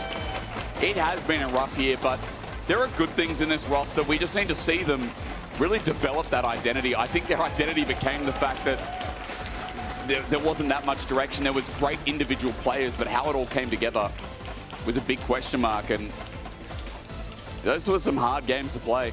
We know that there is still talent on this roster. We know that the players have demonstrated some really high performances, and I hope that they don't get too discouraged by what has been a very difficult year for the organization. I'm excited to see many of these players back next year in the LEC. True. But unfortunately, this will be the end for BDS of this year. They won't be able to qualify for the World Championship. Whereas for GX, their road continues. Because now, with the qualifications for the playoffs completed, we now have our top 6 teams in the playoffs. And those playoff matches will start tomorrow with G2 versus KC, and there's already been a lot of drama surrounding that. So I'm really excited to see that matchup kick off. I'm excited to see, and of course, there's a world spot on the line. There's a world spot on tomorrow and the day after. Yep. So we're going to find out 2 of LEC's world's qualifying teams. That starts tomorrow, but for now, we have to celebrate and live up that GX just 3-0'd BDS over to Ginny and Jackie's and Noah, the boys. Let's not get ahead of ourselves. Welcome everyone to the Marriott Bonvoy post-game check-in. I'm Ginny, joined with the victorious Noah, as well as Jackie's 3-0 series. That was clean, Noah. How are you feeling? I mean, we already knew we are gonna win, so that's just fine, you know. Okay, the confidence. I mean, same for me. I knew we'll win, but I have to say I let myself go today. I was kind of hinting, not gonna lie, but yeah, I mean, I had this guy to carry the game, so I was fine. I love how you have that excuse ready after every game. Yeah, of course. It do be like that sometimes. But let's talk about this one specifically, because a lot of discussion has been going on around the mid games when it comes to GX and how you guys get that early game lead. You don't necessarily have the chances to translate it. But it felt like this series specifically, you guys really were able to bring back those mid games, and they were absolutely flawless. So what's been the driver force behind that, Jackies? I mean, I think it went kind of from both sides, because I think BDS, I know they are going home now, so I don't want to like full trash talk them, but I feel like they were not doing anything in the game. And it's even from objectives, we came and they just kind of watched us and just hoped we will do a mistake. So I would say it was not hard to do, but I think in scrims that's our main focus, right? And yeah, I'm glad it's getting better. It is, and you guys with that qualify for playoffs. Noah, there is a possibility that you play Fnatic in the playoffs bracket. Are you excited for that? I'm honestly, on spring we lost, so I want a revenge, and I think I have a really good competitor now, because I think me and John are playing like Prime mode now, so I want to meet anyone like we can win, I think. I love the confidence. You guys are so locked in, ready for the playoffs. But also, Jackie's, when we're looking at GX specifically, feels like people have been downplaying you guys quite a bit, especially in summer. Why do you think that is? I actually don't know why that is, but I think I don't really care personally. Like, if they want to doubt us, I don't really mind. But yeah, I think it's maybe because we threw a lot of games, right? And that's the inconsistency that we have and I have. And yeah, it's just fixing those small mistakes, and I think we can take anyone in the league. How are you going to fix those small mistakes then? Because now, you know, a spot for Worlds is out there. I mean, that's a good question, right? I think it's just working on it in scrims and just being disciplined. I think it's simple as that. When it comes to discipline and it comes to scrims, Noah, how are you making sure that you translate your scrim results, which are good, into the live here on stage? I mean, honestly, I think these days scrim was like not that great like before, but I think we will learn more up from lose, I think, because I think lose gave us more like learning, so I think it's good, yeah. Learning from your mistakes. Yes, That's exactly what we love to see here. Jackie is ahead of playoffs. You're talking about fixing some of these smaller mistakes because obviously the spot for Worlds is on the line. But is there anything or any player individually that you are really looking forward to playing? I mean, I couldn't play against Bobby Wright yet, so I want to see what he can bring. And yeah, I hope I meet him instantly. And I just want to see what happens on mid. Wait, so are you praying on the Fnatic downfall against MKOI? Of course. Everyone wants Fnatic to lose, I think. So. Oh, but because you want to play against them, right? Yeah, that's the reason, yeah. Yes, okay, of course. I will live in for Marek, actually. So revenge for Marek, actually. I'm joking. That's a really good point. But Noah, as well for you, looking ahead in the playoffs, looking a spot for Worlds maybe, what are you going to focus on now? I mean, we still like have some issue that like communication, I think, still, so I will probably focus on that, and yeah, that's it. Well, you focused and really locked in today, and with that, you are getting the Kia Player of the Series. Can we hear it for Noah, guys? Thank you. Congratulations again on the win and qualifying for playoffs. That's us done over here on the stage. We're gonna be heading over to PGL with Laura, who's standing by with lots. So, girlie, take it away.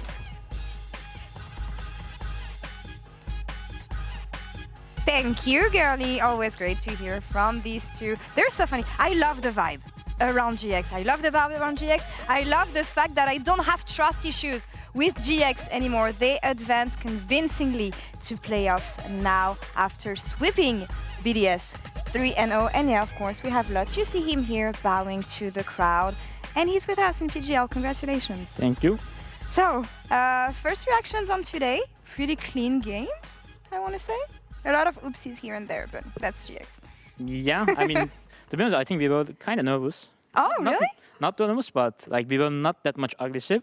Or maybe it's like enemy team is not playing that much aggressive. And we were kind of used to get a lot when we do our moves. So like, it was kind of feeling weird in the objective setups. So like when they were coming, no, they would die, kind of. They didn't die, so we were feeling weird, you know? It's weird how it can like throw you off, Finn, when the opponent is just not giving you what you think they will. You have your gameplay, but everything is just in shambles, and you're like, okay, they're not fighting. Yeah, I mean, it's always a struggle when you like scrim and you feel like you're playing all these comps where you're like 5k gold up at 20 minutes in a game. You seem so easy because they give everything to you.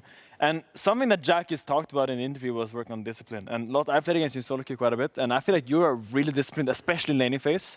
Yeah. So I wonder, like, is there someone you watch a lot, or how do you work to build your own discipline if you don't talk about a team-wide discipline? For my own performance, I'm mostly watching Bin and Zeus. And also Kian. Oh, nice. And Dolan also, but I'm mostly a Bin fan, and my kind of play style similar to Bin. Like I'm kind of wave management top laner, then I like kind of go ham and just stay top laner. So like my discipline comes from the how I manage lane, how I manage my minions. So that's kind of helped my discipline also. I don't need to push my limits much more because I just do basics, and the basics come with a reward, you know. Yeah, I mean, I think that's really valid. Those are like the best top laners. I remember when I was watching Bin a lot, one thing that I paid attention to was really his spacing in lane. I feel like he always pulls people into the good positions in laning phase, and he can punish by winning the all-in. Do you feel like this is something that you want to pick up on as well, or something that you realize, did you see as well when you watch his games? Yeah, I mean, that's what I use in what I mostly look about Bin.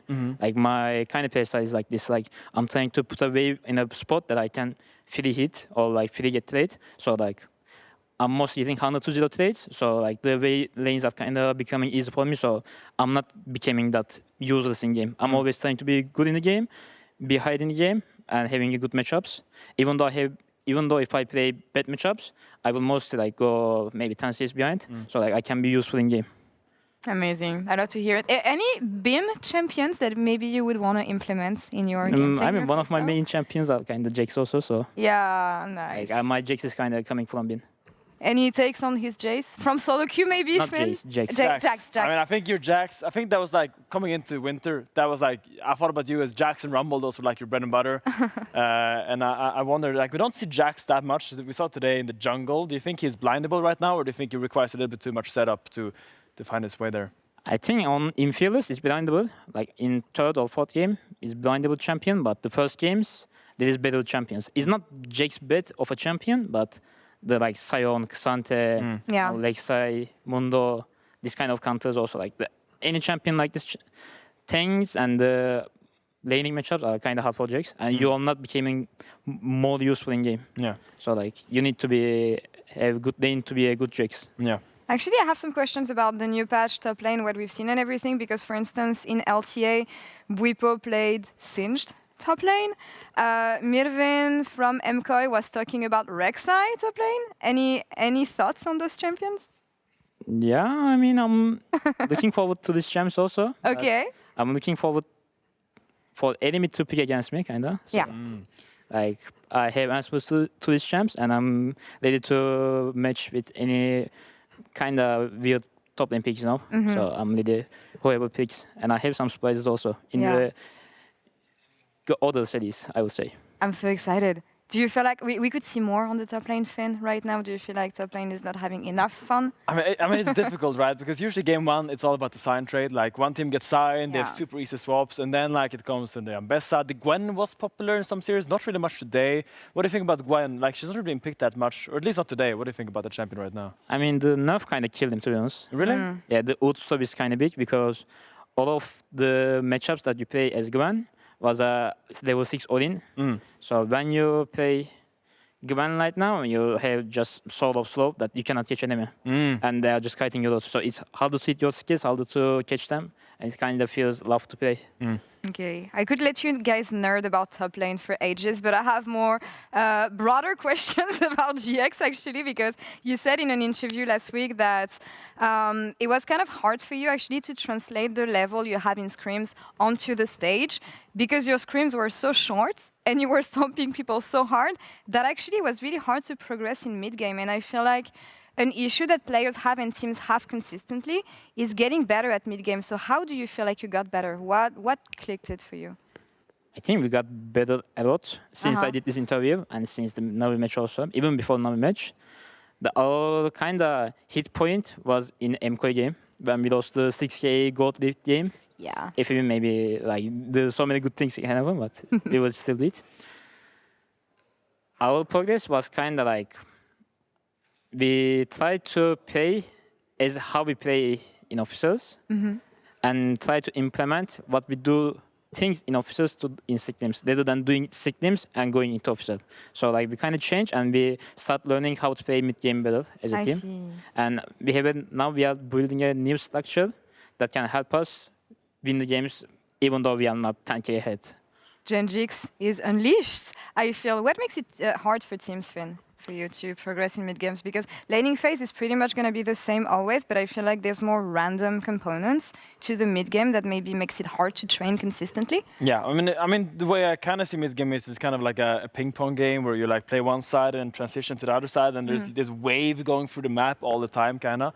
And sometimes people they get the vision on one side, and then they feel like, wait, we're so strong on this side, we want to make something happen here, but there's not really that much to get there. And I feel like sometimes people tunnel on getting one strong side and really hard forcing there. When you look at a really good team, they just really play this wave so well, the back and forth, and it's really fishing for the opponents to make the mistake, because it's really hard to force the mistake, but by putting yourself into good positions, eventually they will end up in a position where they can't phase check every bush properly, they can't really set up every silent properly, or either they're going to lose side push constantly, or they're going to have to like make a hard turn into one side that you have control over. So it's a choreography still, but like a different one than the early game. I love learning about the game right now. I hope you're enjoying this at home as well. Another question that I had for you, you said that in winter you were so much closer to the level you had last year in LFL, in ERLs. As a more general note, what was the main difference between what you see in LEC and in LFL when it comes to like the level of the top laner? What makes the top laners better here?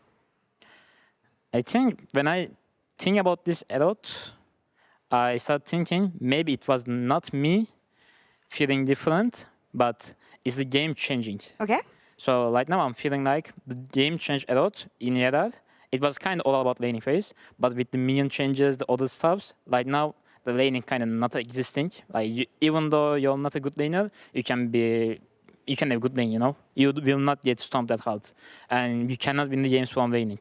But in ERL, it was my kind of strength. I was a laning top laner, and I was just stomping the games from my laning. I would get so much advantage that I would just carry the kind of games. So in LEC, the game changed, and when I came to LEC, the players got a lot better also.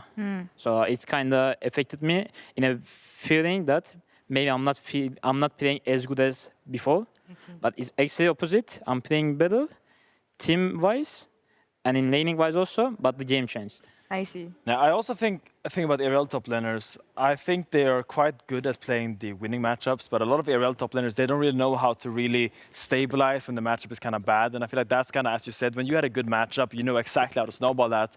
Maybe you didn't play against players that felt really good, kind of going even, or like trying to minimize their losses, going minus 10 CS behind, which should be like the normally losing matchup. I feel like that is one of the big discrepancies behind with LEC top laners and ERL top laners especially. I don't know what your thoughts are on it. Yeah, when you play winning matchups, it's still easy. Like even though enemy top knows, you can still get advantage. But it most of the times when you are losing, when you are playing a losing matchup, when enemy top laner is not going behind that much, you're kind of feeling weird. And in here it's like this. So I was kind of thinking myself, maybe I got worse, but it's actually the opposite. So I agree with you.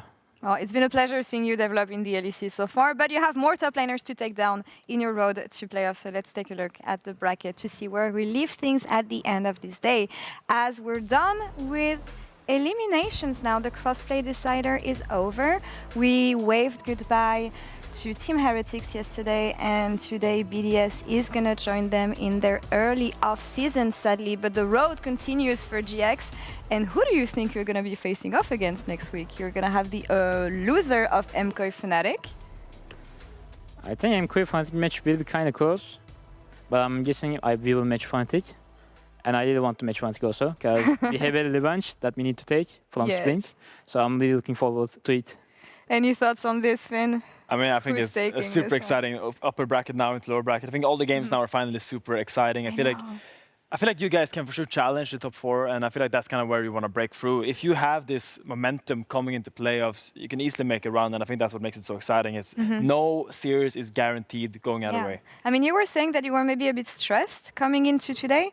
Do you feel like the fear of elimination is actually pushing you guys further, or is it something you're trying to block when you're playing right now?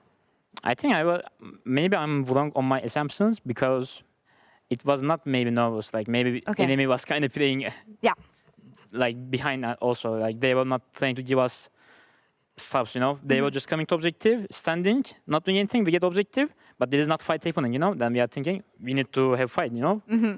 They are just coming, wasting time, going back, and I'm like, okay, guys, we can go. They are not going, and okay, everything is. When we go deep, then we kind of lose. So it was kind of this type of gameplay. In that sense, well, I mean, I'm guessing you're going to have a different challenge ahead, whoever you're going to be facing off against in the next round. Tomorrow, though, we have G2KC. What do you think it's going to come down to? I think G2 is one of, right now, the best team. They are really good in teams and really good in official also. I think it will be 3-1 G2. 3-1 G2? You want to venture a prediction, Finn? I also put G2 when I predicted this game before on Euphoria. I feel like G2 just right now, they look so good. The only thing you think about with G2, because I think the other Group B, was a lot weaker than Group A. So maybe the opposition they have faced hasn't been as strong in official games, and maybe they will actually get a little bit of a shock going on a team like KC that could punish them. Yeah, the tension around this game. I cannot wait, honestly, and we're gonna kick off round 1 of the playoffs tomorrow. And next week, Genji, GX, right? Oh, she's bought in. I know, I'm bought in. GX will commence their journey here in playoffs and prove that they're more than the gatekeepers. Lots, thank you so much for joining us today. It's been a pleasure catching up with you. Congrats on winning once again. Finn, smurfing, great as always. I'll see you again this weekend. Yeah, see you Monday. Okay, perfect. I'll see you Monday then, and I'll see you all tomorrow, same time, same place. The beginning of playoffs, round 1, G2 versus KC is on the menu tomorrow. Have a good night, kids. Bye bye. All right. Bye. Duke flashed immediately. Even though he's out, the 1v1's continuing on. Jackie steps up, flashes in, lethal tempo, but he dies! He goes into a bomb and he gets exploded! Ulti's going to be popped out, cease and desist. Tempered Fate comes in as a response. Jun gets the knock off his Parrot slices away. The Cosmic Binding was beautiful. Two-shot barrage late. I'm looking. He's on flash. I can look ball. I'm looking ball. You look ball. Yep. Let's flash, okay? We can Nash or no? We can. Jackie's about to die. Nuke! He gets it from right, and Nuke dies! No, I need to work. No, he entered. I think. We went 3-3. We hard win. Fight. Go flash. Santa is TP now. I need it. Fuck it, flash. I carry. Zaz. Yeah. I'll play this. Good job. Okay, go. Repeating.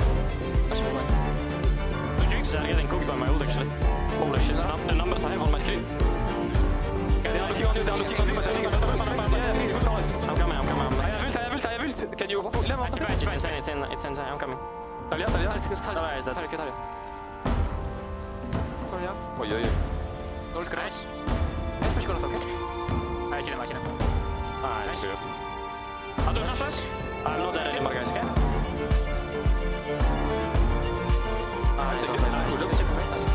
No flash hit Fox? Okay, you guys are fucking looking big. Nice. Go. Oh! Listen to me. I died. Nice. Good job, guys.